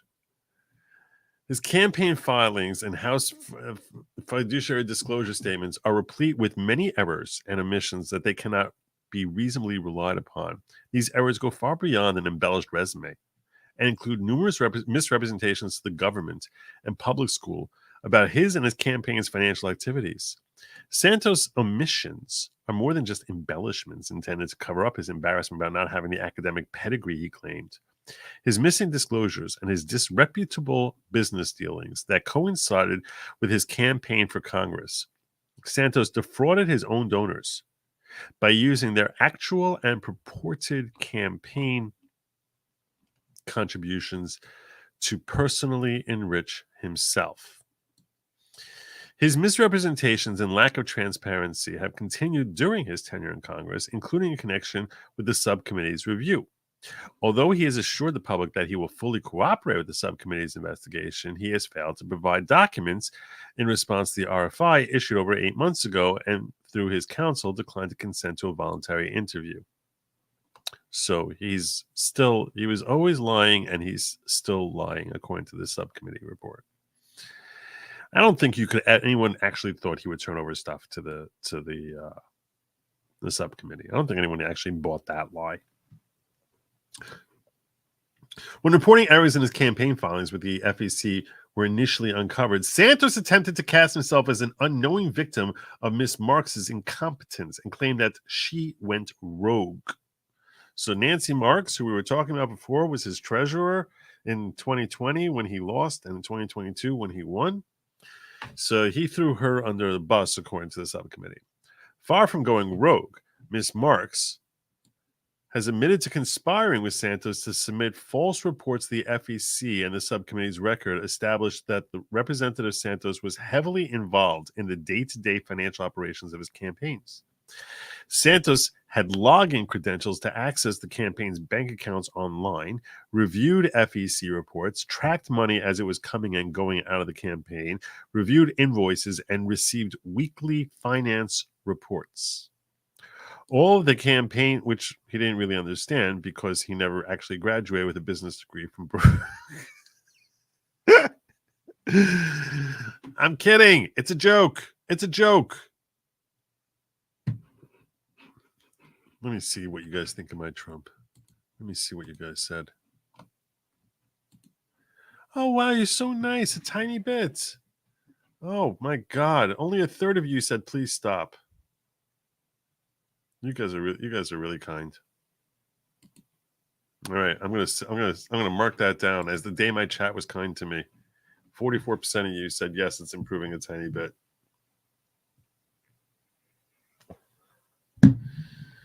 You guys are really kind. Okay.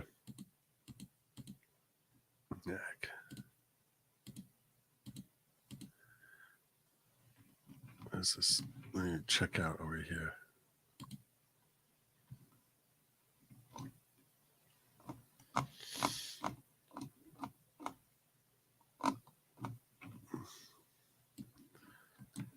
All right, we're good there.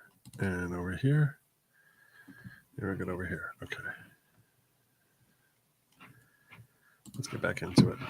All the campaign staff, the subcommittee spoke, would testify that Santos had a close relationship with Ms. Marks, with whom he frequently interacted. And one staff member likened the campaign finances to a black box that only Santos and Marks could access. So she was really his right-hand woman.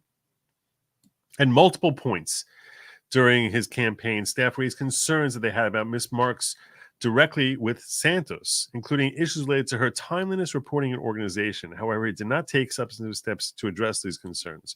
So now we want to say that Ms. Marks was disorganized. Instead, he told staff that Ms. Marks was untouchable, ostensibly to continue the schemes he had undertaken. Okay, that's conclusory finding. That's a very conclusory finding, based on what we see so far. Despite his protestations, many of the public revelations following Santos' election could not have surprised him.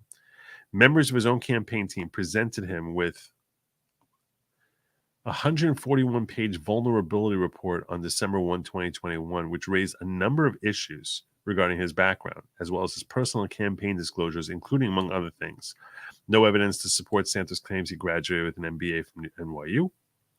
Bachelor of Economics and Finance from Baruch College. He can borrow mine if he wants.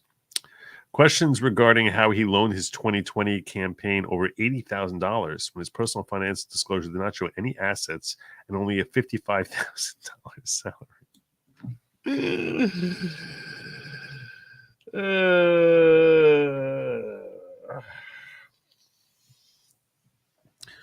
Questions regarding his claims to have an extensive background in money management and growth, but no reported personal investments or assets. Questions regarding his failure to report salary from Harbor City Capital Management, which was under investigation by SEC. His failure to file a 2021 federal FD statement. So they had all these concerns that his own office presented him, 141 pages of concerns that they had with him, saying, we got to sort of shape this stuff up because we got problems here. As a result of the report, Santos was encouraged by his campaign staff to drop out of the race. And when he refused, 3 staffers quit his campaign altogether. This was a key moment wherein Representative Santos could have put an end to all the lies he told, or at minimum taken steps to correct the record about his background, personal, and campaign finances. He could have set the record straight back in 2021, 11 months before the election. Instead, he downplayed the significance of the report, telling new staff who were brought on to replace those who had left and those who stayed that the report was inaccurate.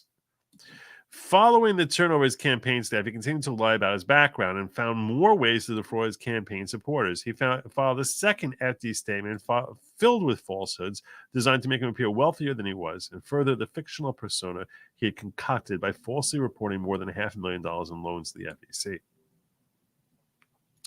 And the reason that he's doing this, by the way, purportedly, is this way, if you look richer, you look like you have more chances of success. People want to invest in what they expect is a winner, not someone who seems like he's got no shot. So that is presumably the basis for him to inflate those numbers as far as loans that he took out. Part of the whole false pedigree thing. On May 10, 2023, Santos was charged in Eastern District, New York with wire fraud in connection with a fraudulent political contribution scheme and all this other stuff that we covered earlier. Then we have a superseding indictment on October 10th, charging Santos with additional violations and falsifying reports in connection with this $500,000 fake loan. And he's pled not guilty to all the criminal charges. Subcommittee determined there was substantial evidence of violations of federal law, House rules, and other applicable standards related to many of the allegations charged in the indictment. These additional violations also relate to falsely reported loans reportedly received by his 2020 campaign and Leadership Political Action Committee, GADSPAC. Improper loan repayments to Representative Santos, systemic reporting errors in his 2020 and 2022 campaigns, FEC filings, substantial evidence that campaign funds were converted to his personal use, and all these other violations that he's been charged with. As well as violations of federal law and House rules related to his unfiled 2021 and 2023 statements, which were not charged in the indictment. Subcommittee also found Santos failed to meet his duty of candor with the investigation. Oh, stop it. Just stop it. Now you're nitpicking. And instead presents us with his misrepresentations and delay tactics. Substantial evidence of violations of federal law, House rules, and other applicable standards of conduct. Okay.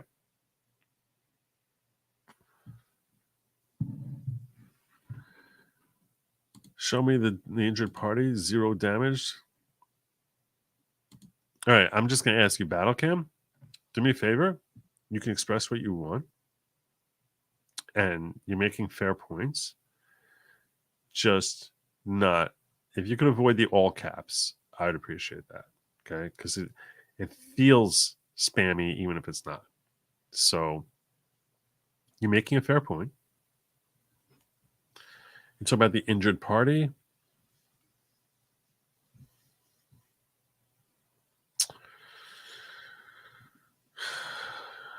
If someone invested in his campaign thinking because they had false representations about the monies that he had, I think they're kind of defrauded. And the fact that he ends up winning, let's say he then ends up losing, I think they're kind of defrauded. Just because he wins, that doesn't wipe the fraud away. Right? Imagine you want to invest in someone who you think is expressing your viewpoints and has a chance of winning. And they trick you by lying to you and find false financial documents to make you think that they have all sorts of assets, that they can run a successful campaign, and they really need a final push with an extra couple $100,000 or whatever it is that you're looking to get out of them. And you're like, oh, okay, you know what? This guy, I like him. I think he's a winner, and he's got what it takes in order to win. So now you invest in them. At that moment, fraud has occurred. And just because he ends up winning the election, that doesn't wipe the fraud away any more than if he lost it, it would then become cemented. The fraud happens when the fraud happens. So I do think that there's potentially, if these allegations are true, which I don't know that they are, if they are true, I do think that there are victims. They might not be as bad victims. They might not be mangled victims. They're more like, sort of scuffed up victims. But I can understand someone saying that there are victims here. Just arguing with you the point philosophically.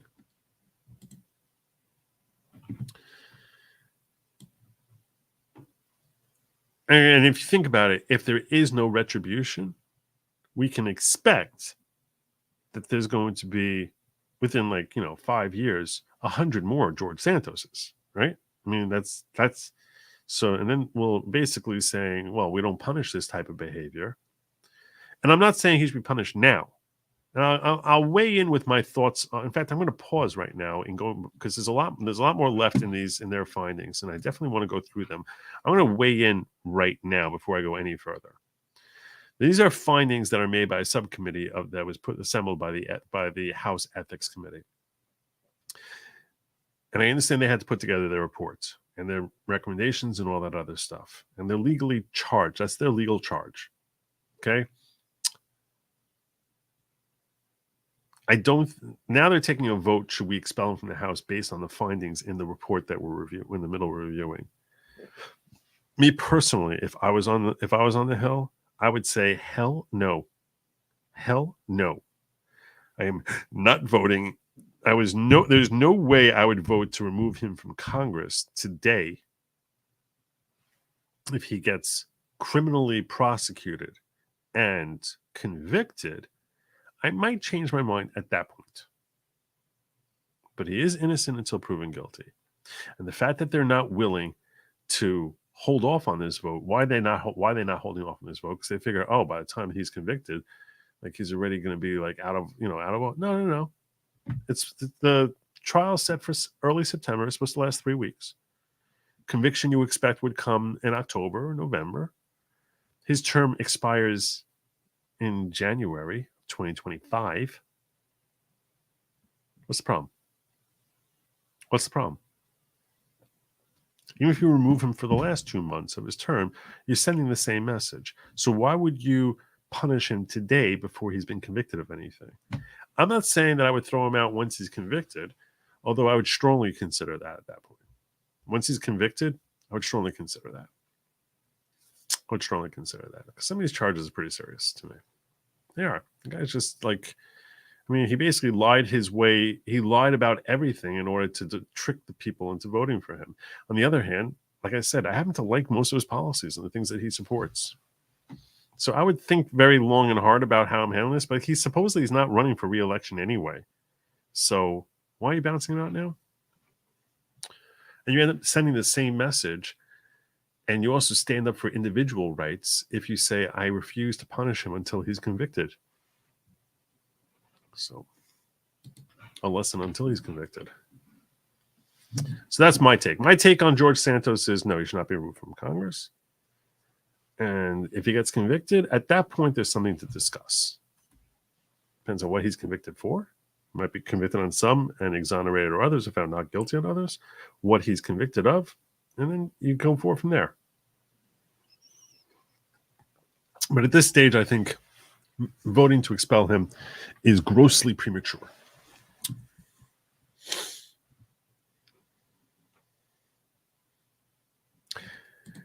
Viva la batalla, carajo! Long live liberty, damn it. Afuera. Afuera. Afuera.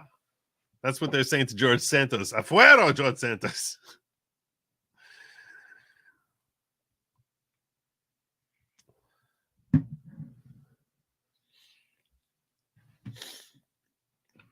ISC uncovered significant campaign finance violations by Santos and his campaign committees during the 2020 and 2022 election cycles. Many of the errors related to improper reporting to the FEC, including with respect to falsely reported personal loans from Santos and thousands of dollars in unreported disbursements, receipts, including excessive contributions from a state political committee that Representative Santos helped manage. Santos sought to blame Ms. Marks for all these errors in the campaign reports by offering evolving arguments that conflict with one another. He kept changing his story, new things all the time.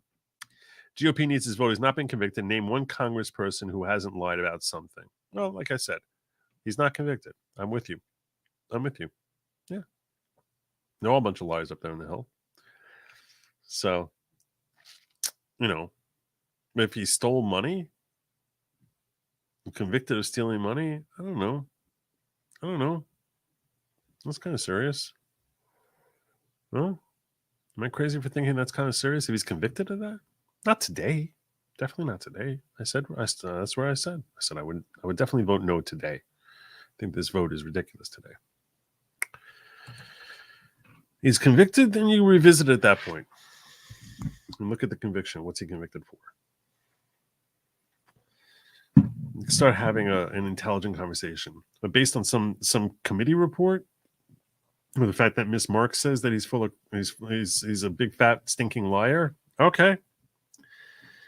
Through his prior counsel, Santos initially claimed he had no knowledge of these errors at the time they were made, as he put his trust in Miss Marks. Recently, his defense attorney asserted that Congressman's recollection is that he did call into question financial discrepancies he observed from Miss Marks and his staff during the campaign. So first you're telling us you don't know what the hell we're talking about. Then you're saying, oh, yeah, I had problems with Ms. Marks a long time ago. In support of the new position, counsel produced emails that Santos sent Ms. Marks in the fall of 2021, raising questions about why certain deposits were not reported in the FEC reports. So why are you saying you didn't know anything was wrong? Emails indicate that Santos combed through FEC reports and confronted Ms. Marks and her staff, telling them that he was very upset because there was missing money on my filing, and that's hurting me.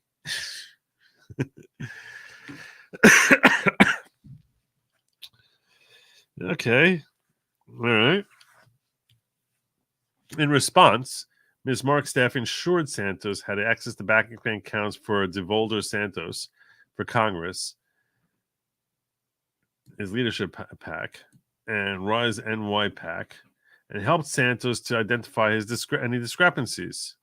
He had a meeting with Ms. Marks regarding his questions, and Ms. Marks' staff sent a detailed email explaining that several of the specific discrepancies Santos raised were not really errors. For example, a donor had not contributed as much as pledged, or the date of the contribution did not fall within the relevant reporting period. So you're kind of wrong. So your new counsel is saying, oh, he called attention to all her errors, but she exonerated herself or presented some sort of explanation.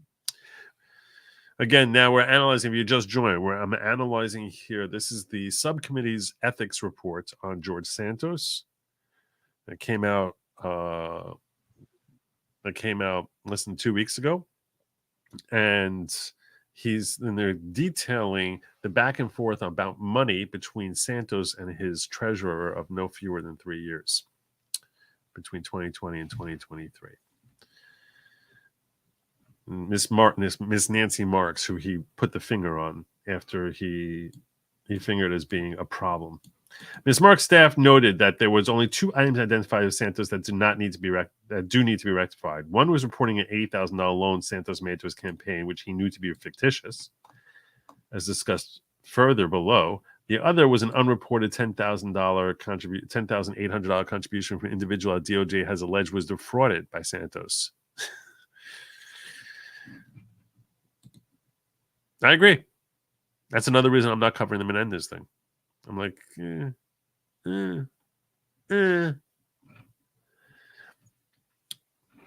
Menendez is a fairly quiet politician also.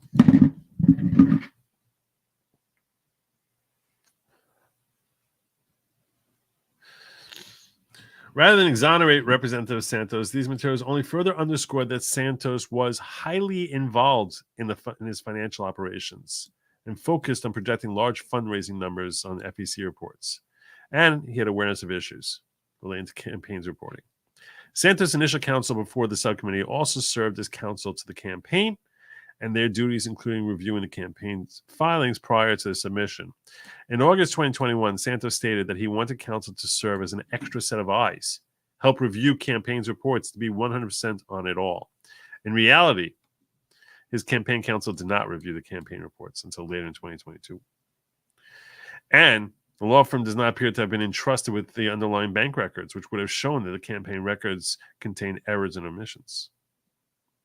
When reviewing the reports, counsel made clear that the assumption was that the information reports was reported correctly, nullifying any assistance. Because if you're just saying, if you're an extra set of eyes and you're like, well, I think you did fine, and I'm assuming you did fine, then you're not really an extra set of eyes, are you? It's a fair point. Committee has previously explained members must be held to account when they know or should know of ethical violations that occur within the organizations they oversee, abdicate their duty to supervise the staff to whom they delegate substantial responsibilities, disregard concerns as they are brought to their attention, and hamstring compliance professionals by not supplying necessary information or providing false information. Subcommittee was not swayed by Santos' attempt to blame others. He was the ultimate beneficiary and knowing participant of much of their fraudulent reporting, as the falsely reported personal loans and contributions helped him meet benchmarks needed to win the support of the National Party and project a strong campaign to the public. So I was saying, that's why you inflate those numbers, so you seem legitimate. You seem like you have a shot. And Santos was not aware of the other errors in his campaign reports relating to receipts and disbursements. He had his own concerns and was repeatedly advised by multiple members of his team about concerns regarding mismarks, but failed to take meaningful action. By the way, battle cam, I just want to point this out. Okay? Maybe by failing to since he failed to meet numbers and was technically ineligible, maybe there would have been a better candidate who would have been sitting in his seat right now, who he managed to bluster and lie to overcome. You don't know that. Right? And again, I'm saying this even though I agree with most policies that he's advocated for. I'm trying to look at this fairly. The committee has determined on several occasions the misconduct that occurs in connection with successful election in the House is subject to review by the committee and may be basis for finding a member has violated the code of official conduct. Just as it's essential that they serve in an ethical manner, it's essential to arrive at the institution of such a matter. Yeah, well, when it comes to politicians and ethics, I think a lot of us have questions as to whether there's any standards at all. So they say the substantial evidence of violations related to personal loans and his background. According to the reports, during 2020 and 2022 elections, Santos made personal loans totaling nearly $800,000 to his committee and $27,000 in personal loans to his leadership PAC, GADS PAC. So that's what he reported.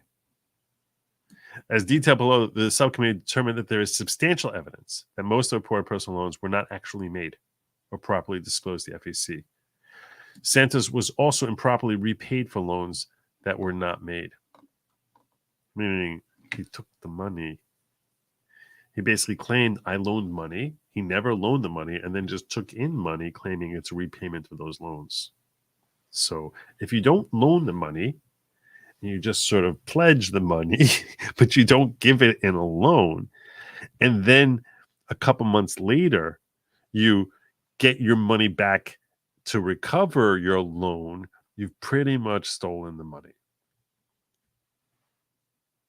No.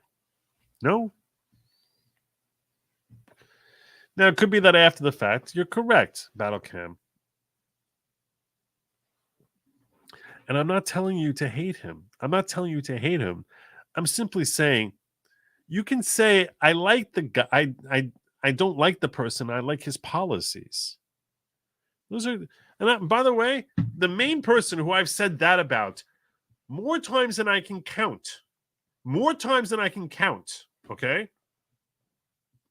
That I would never want my kids to be anything like him, and I think he was one of the greatest people at doing his job in the history of this country is President Trump. Okay? I think the guy was phenomenal as a president. And God, I would just go out of my mind if any of my kids was remotely like him and had his persona. I would be embarrassed if any of my kids was like him as a person. Okay. But as a president, I wish every president was as good as he was. Being a good person and being good at your job are rarely related, and often those who are good at a job are terrible people. There's a lot more Ty Cobbs out there than there are George Washingtons. Okay? Ty Cobb was phenomenal at his job, and he was a son of a gun. He was an evil person. And he was just happened to be really good at his job. Really good at his job. There's a lot more Ty Cobbs out there than there are George Washingtons. Thank you. Yes. Long overdue, I might add. What the heck is wrong with you, Barracuda? You have an obligation, or at least a God-given right, to take your money and just set it on fire, set it on fire, set it on fire. And you haven't been exercising that. People are going to think that you're living under communist China or something. I don't know what's going to happen. They're going to think that you're in trouble or something. So, yeah, I appreciate you doing that, okay? I appreciate that. Each and every one of you has a God-given right to fritter your money away. As I established a long time ago. This is like my ridiculous. You want to destroy your money. You want to burn your money. You want to throw your money in the garbage. Okay, there we go. Let's all do it together. I'll be as stupid as the rest of my members right here. Let's all just burn $5. We're just gonna burn it. Just burn it. Burn, baby. Just burn it. Yeah, that's right. Burn it. Go ahead. Burn your $5. Oh, that's out. There you go. See? God-given right.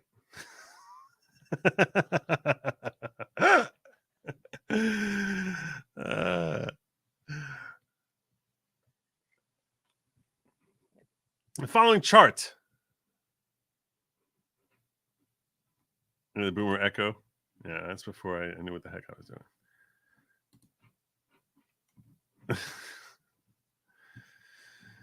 Matt Gaetz on X. I'll vote to expel Santos when San Menendez gives Egypt back their gold bars. They're going after Matt Gaetz now also. They're going after and they're resurrecting all that stuff about child trafficking 17-year-olds or whatever. It did. It really did. It really did. In my brain, when I was doing that, I was like, this is an investment. That's actually not true. It's not a crime. You're allowed to burn your money. That's not true. That's a common misconception. There's nothing wrong with burning money. You show me what the crime is. Following chart summarizes the 6 personal loans Representative Santos campaign committee Devalder Santos for Congress reported versus whether any loans were actually made during the 2020 cycle. 6 personal loans totaling $81,000. The main one being the $50,000 loan here, $2,000, $18,000. So there you go.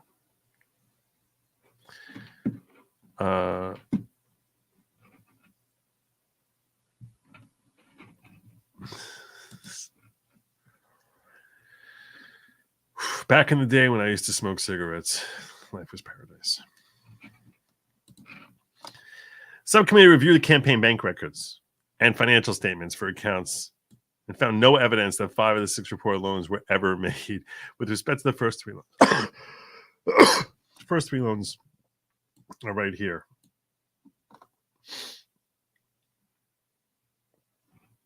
Campaign December 2019 and 2020 bank statements did not show Santos transferring any funds to the campaign. So he just claimed that he donated something like $28,000. That never happened. Campaign's March 2020 statement did show a $2,000 wire from George A. Devalder Santos, and he basically counted that as that seemed real. That seemed like it happened. Campaign March 2020 statement did show that wire and the subcommittee located corresponding transfer from one of Santos' personal savings accounts to the campaign on March 9, 2020, the same amount. No record of the $50,000 loan or $1,200 loan from Santos or on about March 30, 2020, And June 25th, 2020, additional transfer to the campaign that originated from a bank account controlled by Santos, $1,500 cashier check deposited by the campaign on February 13, 2020. That check was not reported to the FEC. Santos benefited politically and financially from reporting the loans. Fictitious loans inflated his 2020 campaign's ending cash on hand totals that were reported to the FEC. All of a sudden now they're claiming they've got these tens of thousands of dollars that they don't actually have, despite reporting the higher cash.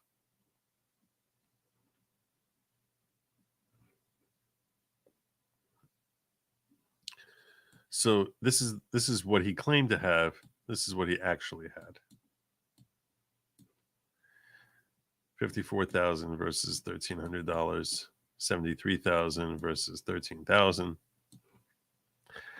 Despite reporting the higher cash on hand totals, the reality was the campaign did not have the funds to pay outstanding debts. At least one campaign staffer went 8 months without being paid for his work. Santos also received disbursements from the campaign that were reported as repayments for 5 of the personal loans, 4 of which were not made.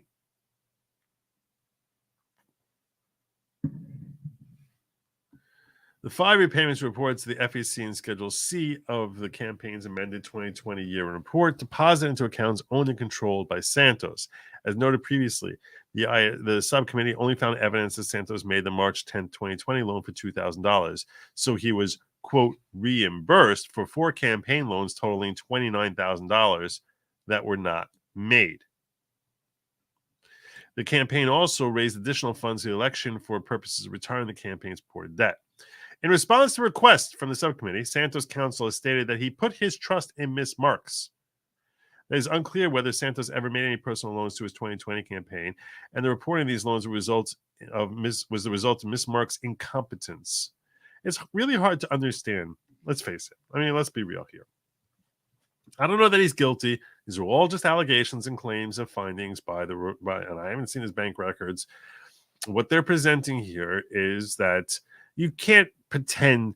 That's like, a person working at McDonald's mistakenly thinking that they loaned $50,000 to their own campaign. I mean, you wouldn't not notice.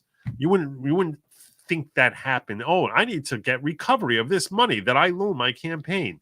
Like, come on. It's hard. It's hard. It's a hard sell. It's a very hard sell.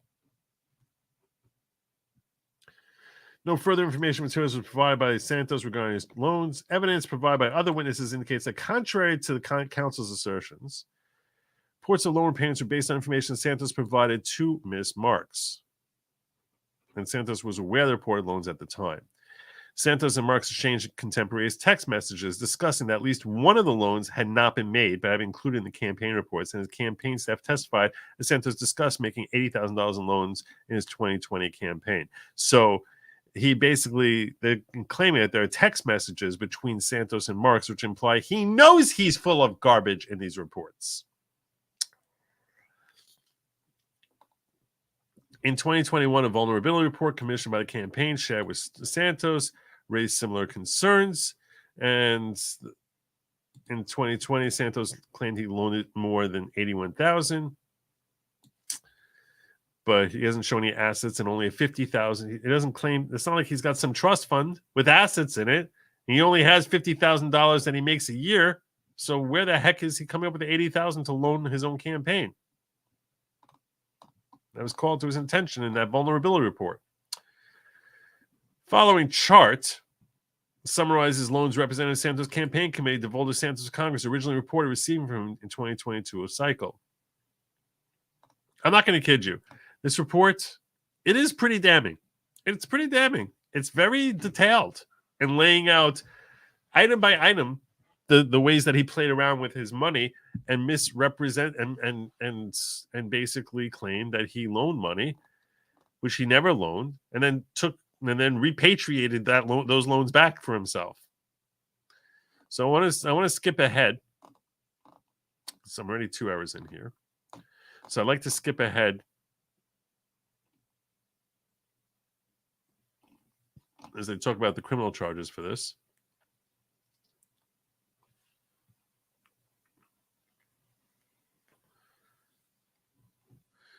And his purported admissions that he was aware that his campaign report receiving $80,000 and $500,000 in loans from him. And he also received internal campaign weekly finance reports saying that he made $580,000 in personal loans, which is no evidence that he gave any of that money or any more than like $2,000 of it.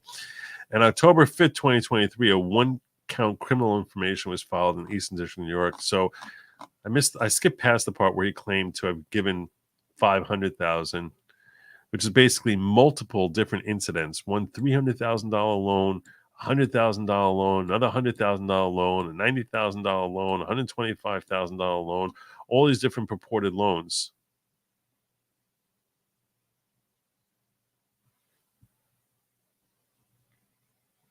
Oh, so these are loans. I did skip past an important part here.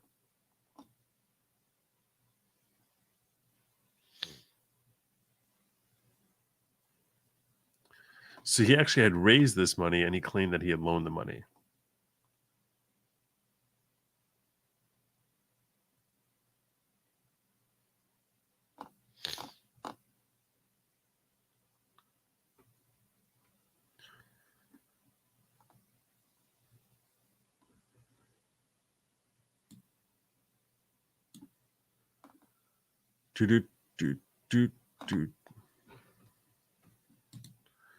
It's a very thin line, Bustasha. Very, very thin line.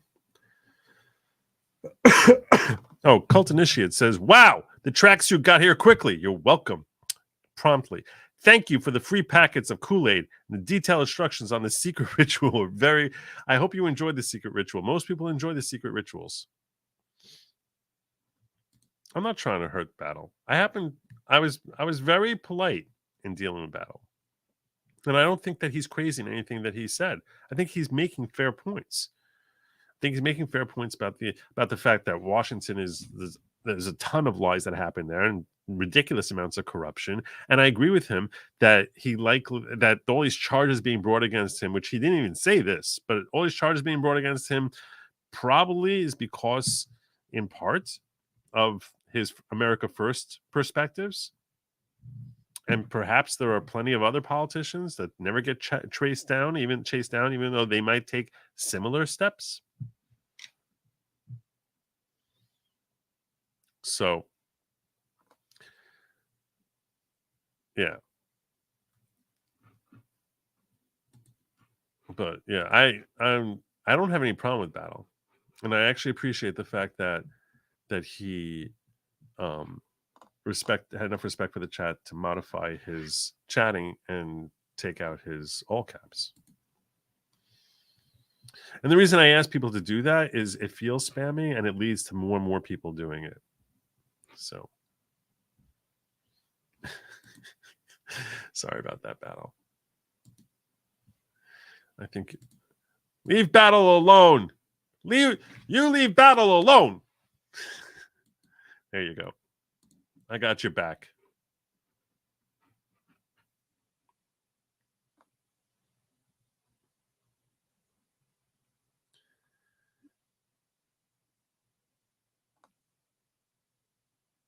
So I just want to look at this 500,000. Santos campaign has not amended the relevant past filings with the same information, which more accurately reflects the campaign's bank records. Subcommittee reviewed Evans' campaign's bank account received $715,000 from several bank accounts that Santos owned or controlled on the following dates. Just before making these loans to his campaign, Santos and two companies he owned or controlled were paid $800,000 in 3 installments. Without these payments, Santos would not have the funds to make these loans to his campaign. Santos' counsel told the FEC that the initial reporting loans during the 2022 campaign was baffling and that for some reason Ms. Marks reported the wrong amounts, totals, and dates. Okay, this is a little bit of an explanation. Counsel's attempt to paint the false reported loans as a mix-up of dates and other numbers was not supported by the evidence, and there was no explanation provided for how Ms. Marks could have reported the wrong numbers for loans that did not exist at the time they were reported. How do you get the wrong numbers when there's no loan? The ISC requested Santos to not produce all of his communications regarding these loans. So we think he's hiding the ball. But these loans, he also received internal campaign weekly finance stating that he made $580,000 in personal loans to the campaign throughout the spring of 2022. But it does seem like there was $500,000 that came in there. On October 5, 2023, a one-count criminal investigation information was filed in the Eastern District of New York, and Ms. Marks was conspiring to commit offenses against the government in connection with falsely reporting the $500,000 personal loan among their other offenses. Ms. Marks and co-conspirator one, which is Santos, agreed to falsely report to the FEC that he loaned his campaign significant sums of money when he had not made the reported loans, denied the funds necessary to make the loans. The information alleged that the $500,000 loan in particular was falsely reported to make the campaigns committee appear more financially sound in order to mislead the FEC, National Republican Congressional Committee, and the public, so that Representative Santos would receive campaign support from the NRCC. Ms. Marks pled guilty to the conspiracy charge on the same day it was filed. During her guilty plea hearing, Marks testified under oath, "I admit to all the actions attributed to me and the information. I filed the first quarter 2022 report stating $500,000 was loaned to the campaign by Santos, and the money was not received at that time." On October 10th, there's new charges against Santos related to his reporting the $500,000 from March 2022. In October 20, and he pled not guilty. And yeah, on the $500,000, this sounds very premature to me, personally. Just telling you, this is because it does sound like money was coming in at this point. You want to tell me how it's reported here versus there? Okay. All right.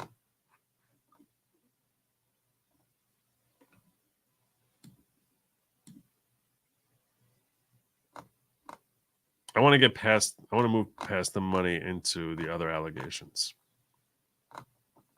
That's why I'm scrolling. I want to get past the money. I'm going to scroll down past it. You can say you're rich, Battle Cam, but you can't claim to give money that you never gave.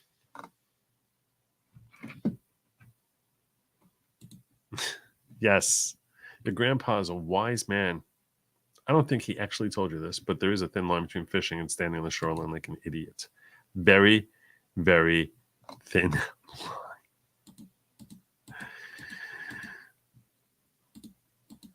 I have to tell you this. I don't understand fishing. I'm just going to say this. I'm sure a lot of you are fishermen. I don't understand recreational fishing. I can understand fishing for a living as like that's your job. That I can understand. That makes sense to me. I got that. I don't understand fishing as a recreational thing.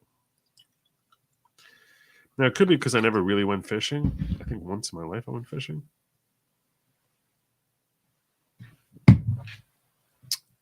And it could be that I didn't really understand fishing.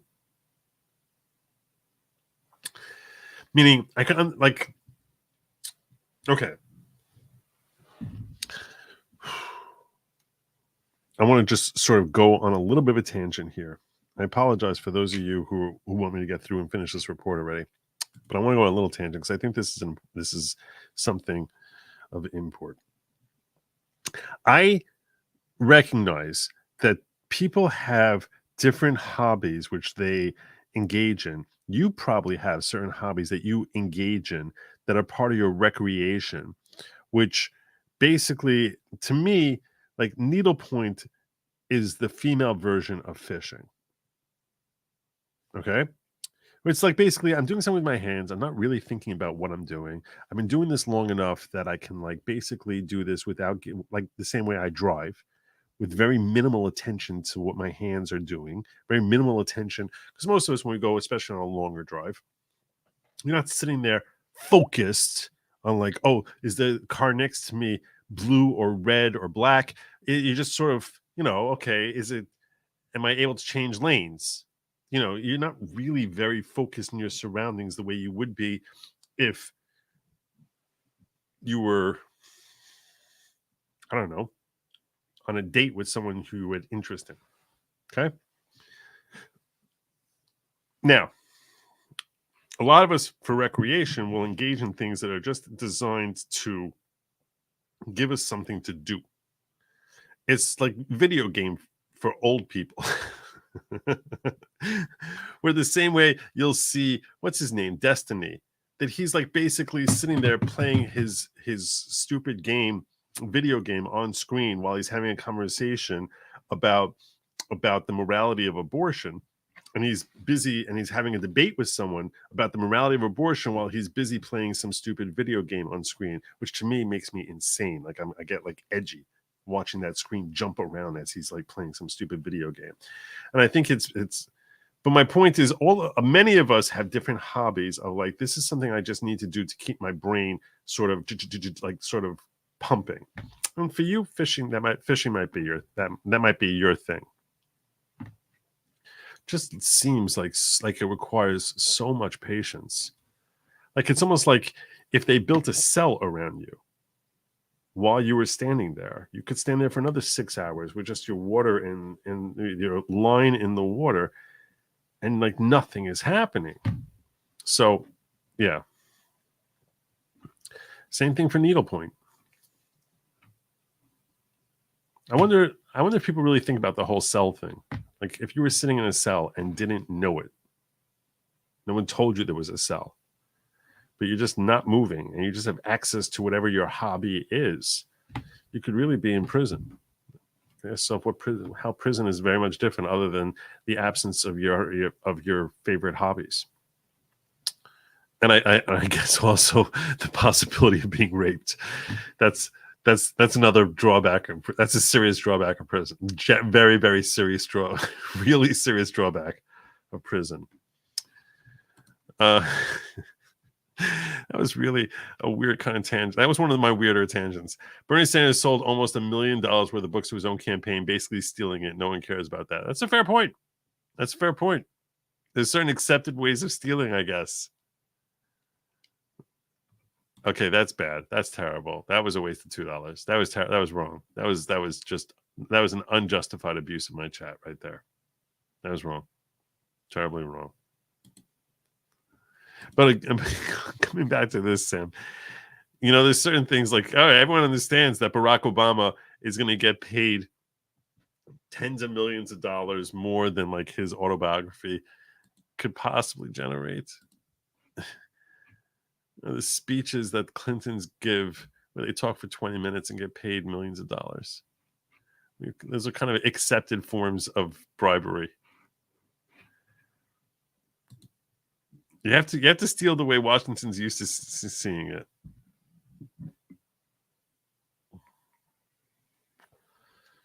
Blowfishing, really? Blowfishing? Oh, bowfishing.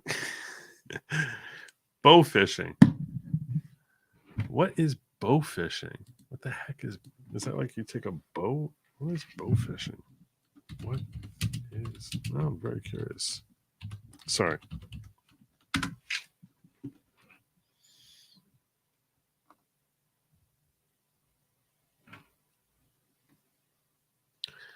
Uses specialized archery equipment to impale and retrieve fish. Well, that's wild. That's crazy. That's crazy.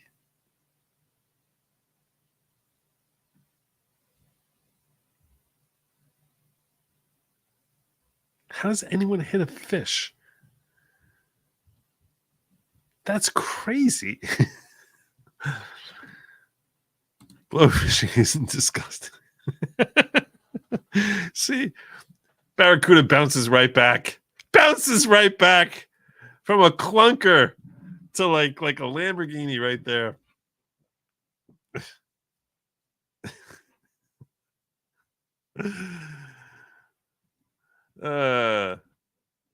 All right, I want to get past the reporting errors and all that other stuff.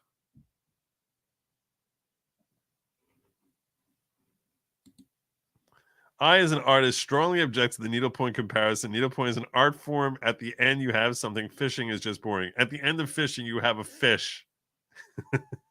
You also have a skill that can feed you far better than whatever sweater you're making. Okay, I'm like, Whatever sweater is invariably going to be someone's Christmas present. I said it. Adrian, I'm facing off against you this week. Pretty sure this week I'm facing off against you. Let me check my schedule. I mean, I have my good Lawgic, which is goodlogic.locals.com. So I have my fantasy football league, and Adrian is a participant. Adrian is participant, and I think I'm squaring off against her. I think I'm squaring off against Adrian. Adrian. Let me check my schedule.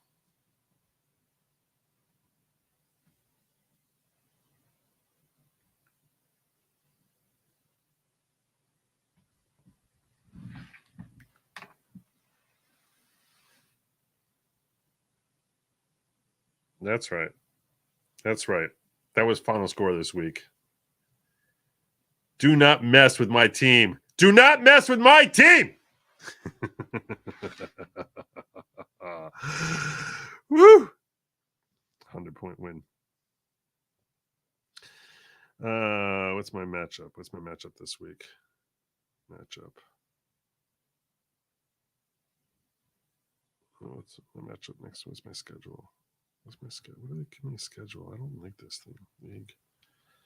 I think I'm facing you, Adrian. That's what I got. Yep. Facing off against caffeinated squirrels. Facing off against caffeinated squirrels. Beg for mercy. Beg for mercy. But you're right. There is a certain art form to being able to create something from nothing. So I guess, men can hunt for food, women can clothe.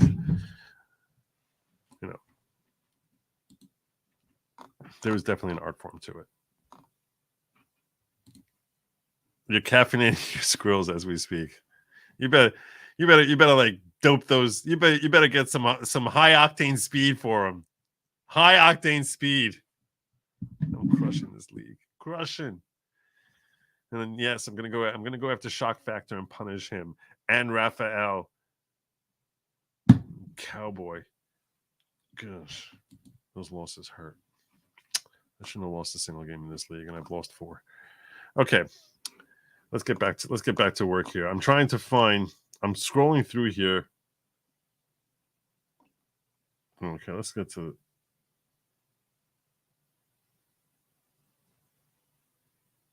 I don't want to. I'm tired of looking at the finances. Finances is starting to bore me. Not going to kid you.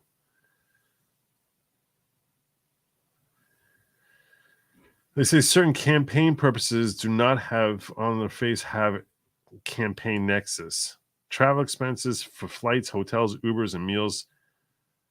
Yeah, see, this is where you're starting to get ticky-tack on me.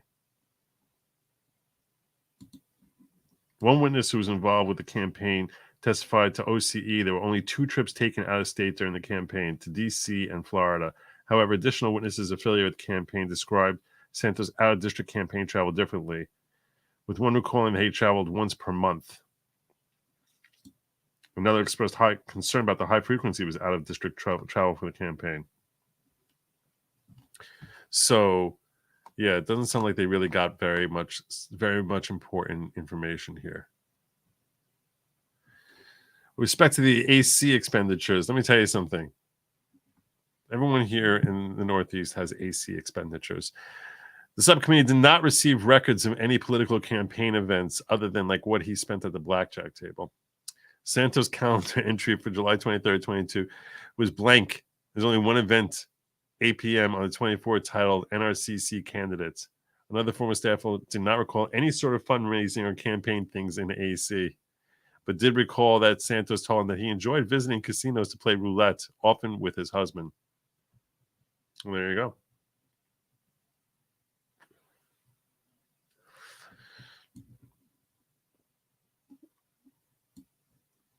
Airbnb expenditure of $3,300 reported to the FEC as a hotel stay.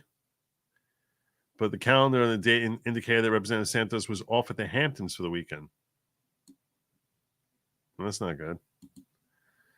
Additional taxi hotel charges on the campaign credit card incurred in Vegas in December 2021, during a time when Santos had told his staff that he was on his honeymoon and there were no corresponding campaign events. That's not looking good. Several other expenditures related to spa services and cosmetic procedures that could not be verified as having a campaign nexus. That's less so. That I can find a campaign nexus. For example, let's see what there's. For example, 2020 $1,500 purpose on campaign debit card at Mirza Aesthetics. The expense was not reported to the FEC and noted as Botox. An expense spreadsheet produced by the subcommittee by Ms. Marks. Similarly, $1,400 charged at virtual skin spa.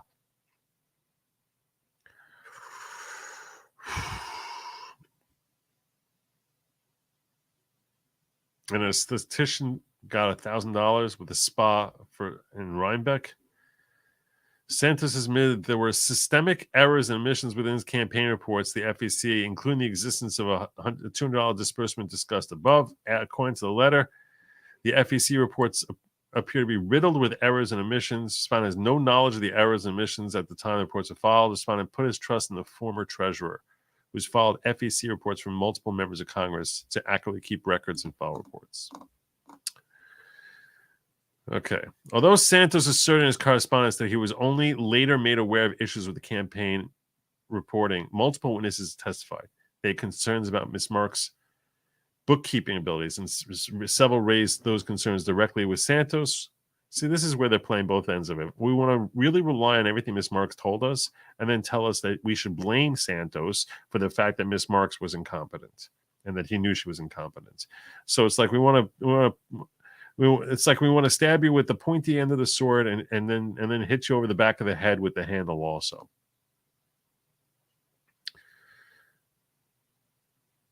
One campaign staffer told subcommittee that it was difficult to get an accurate reporting of contributions that were coming in and discussed these issues with Santos more than 5 occasions.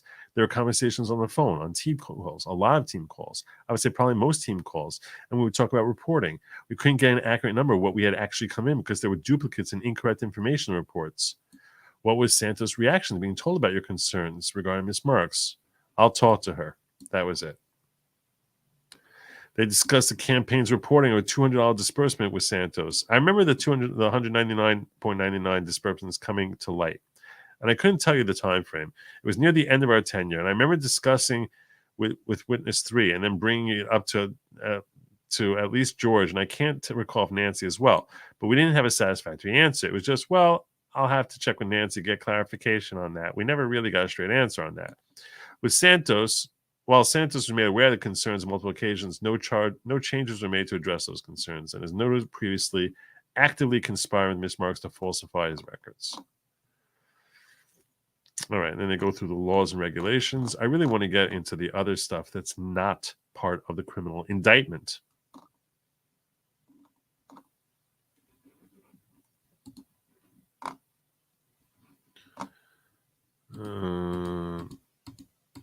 Make sure I check in on you guys over here.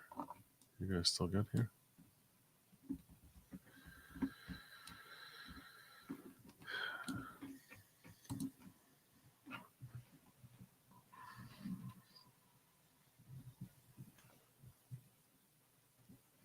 All right. Oh, let me check. Okay, you're fine.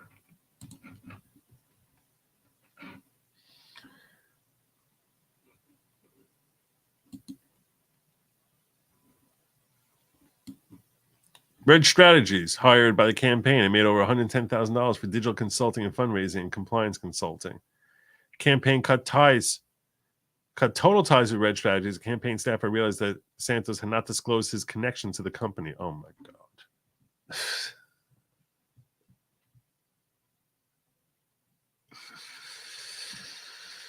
In December 2021, staffer confronted Santos about Red Strategies via text message saying, "You pretended you didn't even know the company when you actually own the company and you opened the company May 4th.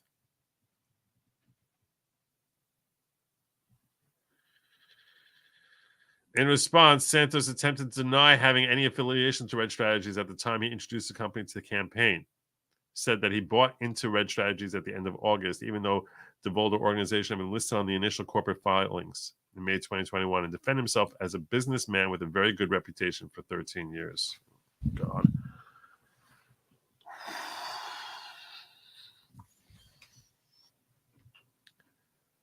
Redstone has two, I think you mean Red Strategies.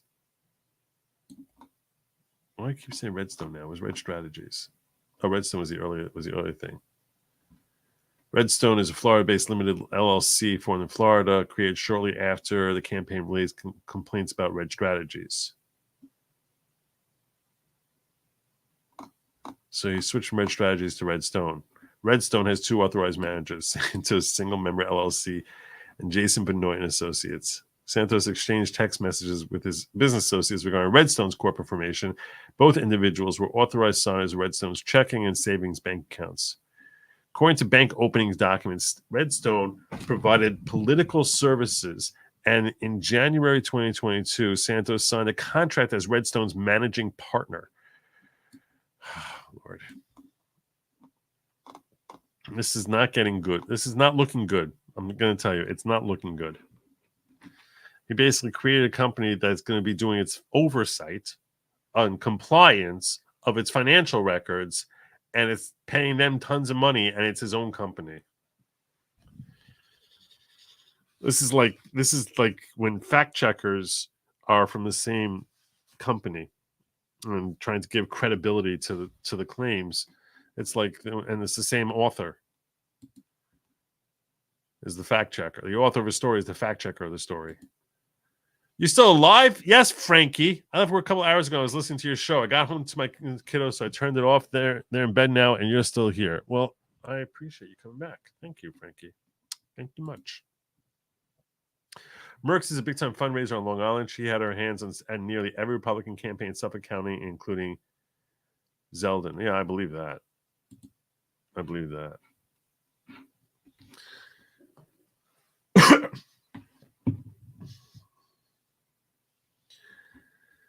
All right. I want to get past the money. Past the money. Gosh. Relevant laws and regulations. It does. He's engaging in fraud promises.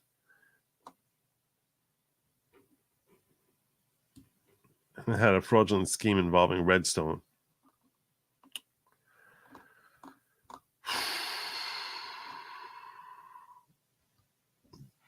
Santos through counsel told the ISC that professional tax preparer assisted with his financial disclosure statements, and now he's blaming them. I want to get into the other allegations about his purported misconduct. That's not part of the criminal charges. FT's more financial statements. I'm not going to kid you. It looks pretty. It looks like he's going to struggle with his defense. It's hard to imagine they got all of this wrong. Look, maybe he has explanations, but so far his explanations struggle's real. I don't care about his lack of diligence and candor during the ISC and during the subcommittee investigation. To me, I think that's empty. It's ridiculous, and it's really unfair for them to expect him to cooperate when he's under criminal investigation, especially when he's under criminal investigation. But they want to basically say that he has to, that because he's a public officer and that he should come forward to deal with allegations. That's kind of, to me, that's kind of ridiculous. All right, let's get into this. Sexual misconduct allegations. Subcommittee reviewed an allegation that Representative Santos may have engaged in sexual misconduct toward an individual seeking employment in his congressional office. OCE also referred this allegation to the committee with a recommendation the committee dismiss the allegation, find there was not substantial reason to believe that Santos sexually harassed or discriminated against Witness 10, a prospective employee. Witness 10 was brought to the attention of Santos' office in mid-January 2023. So this is right after he was sworn in. By Witness 8, as the office was looking for a staff assistant.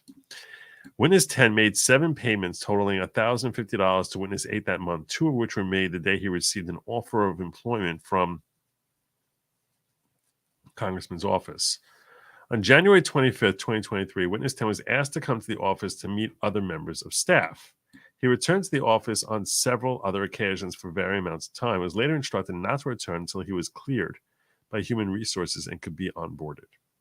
However, on February 1st, 2023, less than a week later, his offer of employment was rescinded due to the office's concerns about then pending felony wiretapping charges against him. 2 days later, witness 10 filed a complaint with the committee alleging that Santos engaged in sexual misconduct toward him while they were alone in the congressman's office in January 25th, 2023. All right, this sounds like disgruntled, rejected employee so far, what we see so far.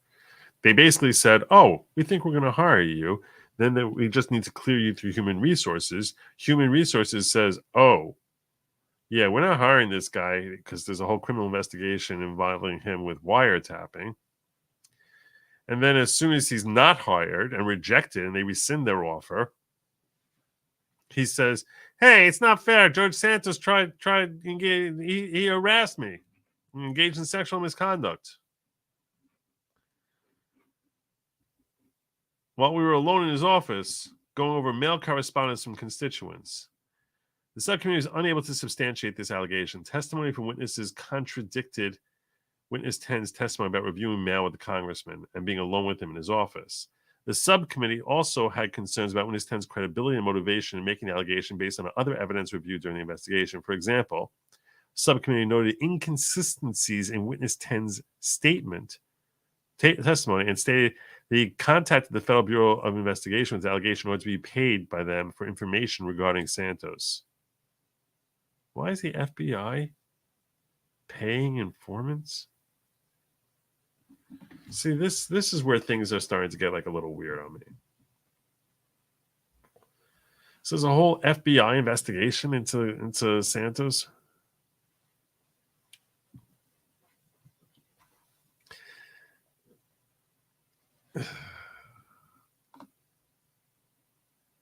This is where things feel very dystopian.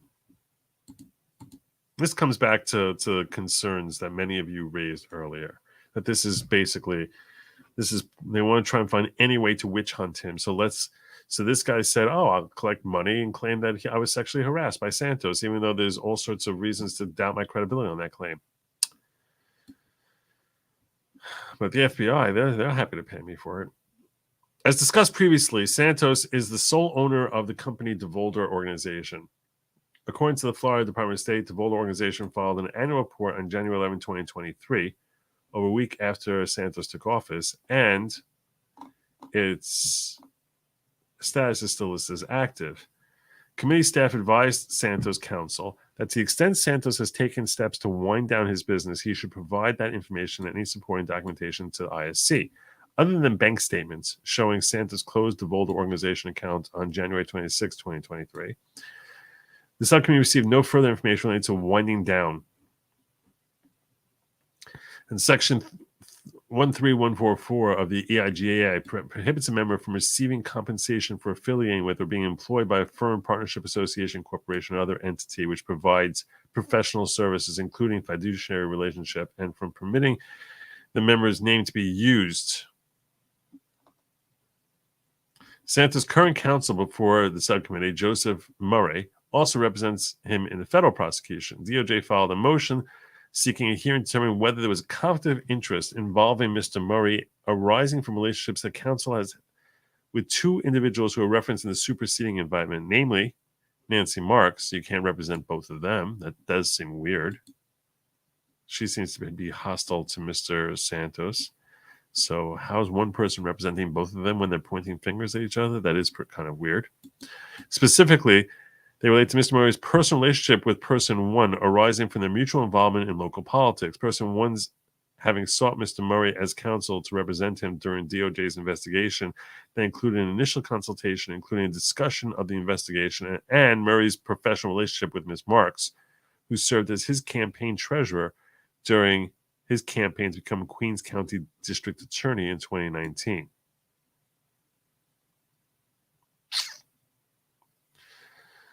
That's weird. So Mr. Murray seems like, I really want to represent Santos, and I also really want to represent Miss Marks, who's pointing fingers at him, and she was my campaign treasurer. This does seem like Mr. Murray is putting himself in a compromising position. Not going to kid you. That's based on how it's framed here. If it's accurate, it does sound kind of bizarre. Through the course of its investigation, subcommittee learned that Murray also has personal and professional relationship with the individual working in Santos' congressional office. The individual is the office manager of Murray's law firm, while also serving as a constituent services representing the district office. One staffer indicated that Santos said he knew this individual and was very insistent on bringing her on board. She received a congressional salary of $10,999 from January 19th through March 31st. That's a nice salary. And $16,000 from April 1 through June 30th. The ISC received testimony that she seemed to do a good job at her job, and her supervisor never raised any complaints about her job performance. The ISC did not receive any information about whether the individual's employment was intended as some form of compensation from Santos counsel, or whether the individual has used any official resources in connection with Santos' personal legal defense. Okay. I think this subcommittee also considered the additional charges raised in the indictment, such as whether Santos misused credit card information, limited to the extent to which he was able to review charges due to DOJ's request that we stop investigating. So under the committee rules, let's get to the recommendations. An ISC may also choose not to adopt a statement of alleged violation. The SAV is a statement of alleged violation, which is a prerequisite for adjudicatory subcommittee recommendations to the committee. Subcommittee may choose not to adopt the statement of alleged violation. If they don't adopt it, it has to transmit the report to the committee summarizing the evidence received. The subcommittee's recommendations may include a letter of approval, or that substantial evidence of violation of law be referred to appropriate federal or state authorities. The committee has a long history of disciplining members for types of misconduct at issue here. A member who, among other allegations, reported fictitious campaign loan to inflate his cash on hand was reprimanded and fined by the House. So this is not the first time we've seen members engaging in fictitious campaign loans. Other members who were found to engage in intentional circumvention of campaign finance laws were the subject of significant charges of violations by the committee, as well as various sanctions. The House has previously reprimanded a member for making false statements on FD forms. In another matter, they sanctioned a senior House staffer who was found to have failed to report income on these forms and on federal tax returns. Members who have been found to engage in obstructive or bad faith have been reprimanded by the House, reproved, and referred to DOJ. In many instances where members have engaged in significant criminal activity, they have resigned from the House. This matter, however, is unprecedented in many respects. Tell us how. How is this so unprecedented? What makes this? This is really what I really ultimately wanted to work my way toward. A lot of people here are basically saying, yeah, this is what Washington is. So let's hear the subcommittee's claim as to why George Santos is unique. First, it has been the subject of member complaints, House resolutions, OCE referral, FEC matter, and federal criminal prosecution. As such, the integrity of the House has been called into question in a significant overt matter that the committee cannot ignore. So because there was a big stink raised, that makes this worse.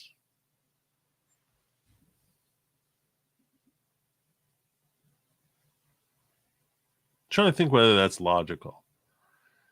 So because there's a squeaky wheel, there's a squeaky wheel that needs more grease. You see, I can understand that, but now you're just basically It doesn't sound like a healthy way to run Congress. Second, while it's not uncommon for committee investigations to involve multiple allegations and a pattern of misconduct, the sheer scope of the violations at issue here is highly unusual and damning. Okay. Third, the nature of the violations are fundamental ethical failings that go to the core of legitimacy of the electoral process. Okay, that I get. That I get. And most significantly, okay, Santos' fraud and the electorate is ongoing. He continues to propound falsehoods and misrepresentations rather than take responsibility for his actions. So he's not even owning up to it now. That's why this is worse. That I can understand. That I can understand. To me, those are more significant.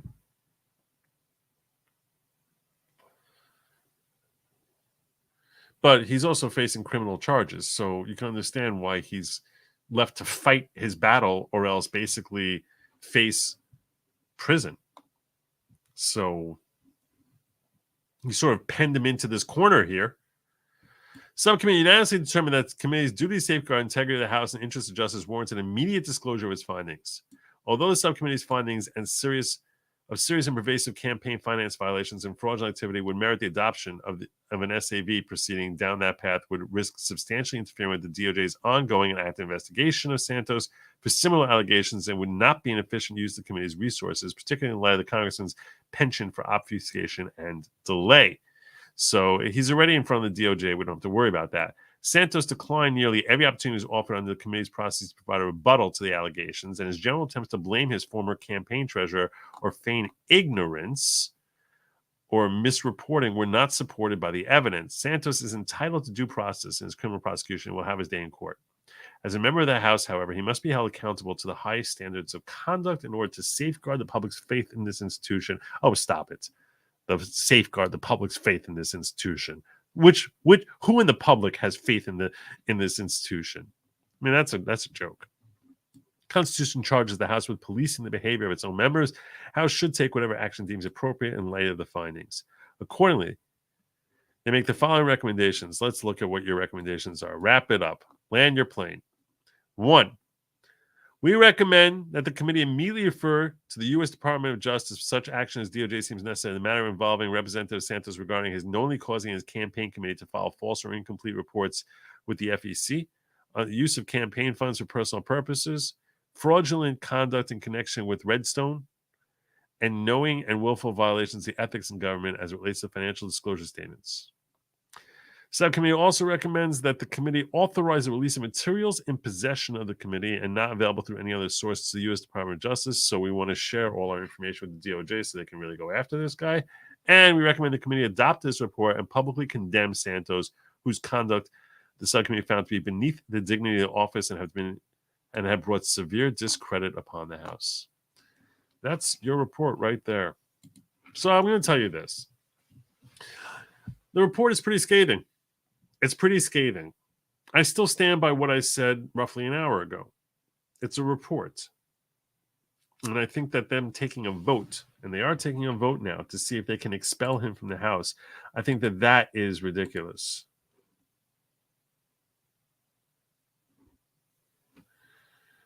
Let me see something. Oh, let me stop that. Never mind that. Sorry.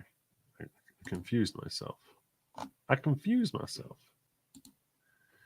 So, yeah, I think that he is innocent until proven guilty. And the fact that they're trying to expel him right now, and they are trying to expel him, I think that's ridiculous.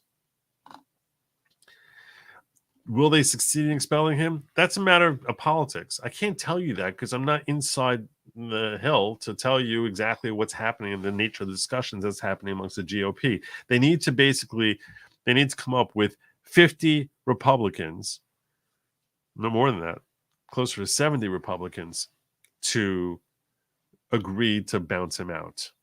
That's a lot of Republicans. Will it happen? I don't know.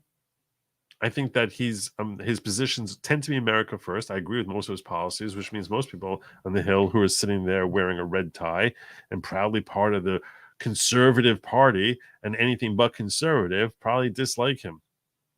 So could be that he gets bounced out. He claims that if he gets bounced out, he'll try and reapply and win election in 2024.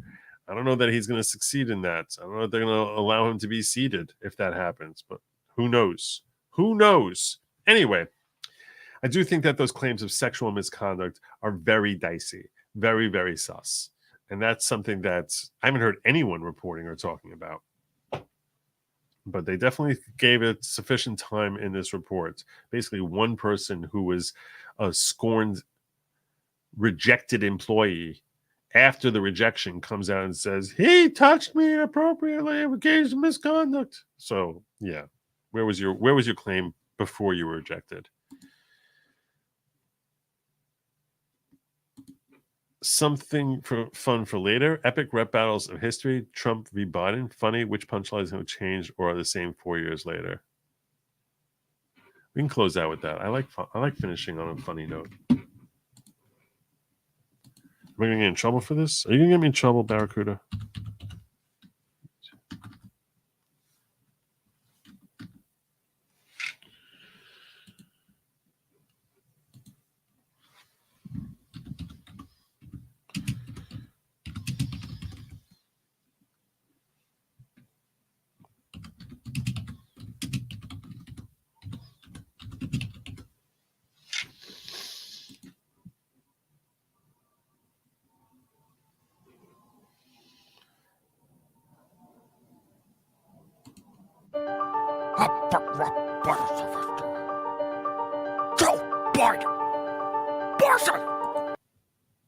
I want to watch this on my own first.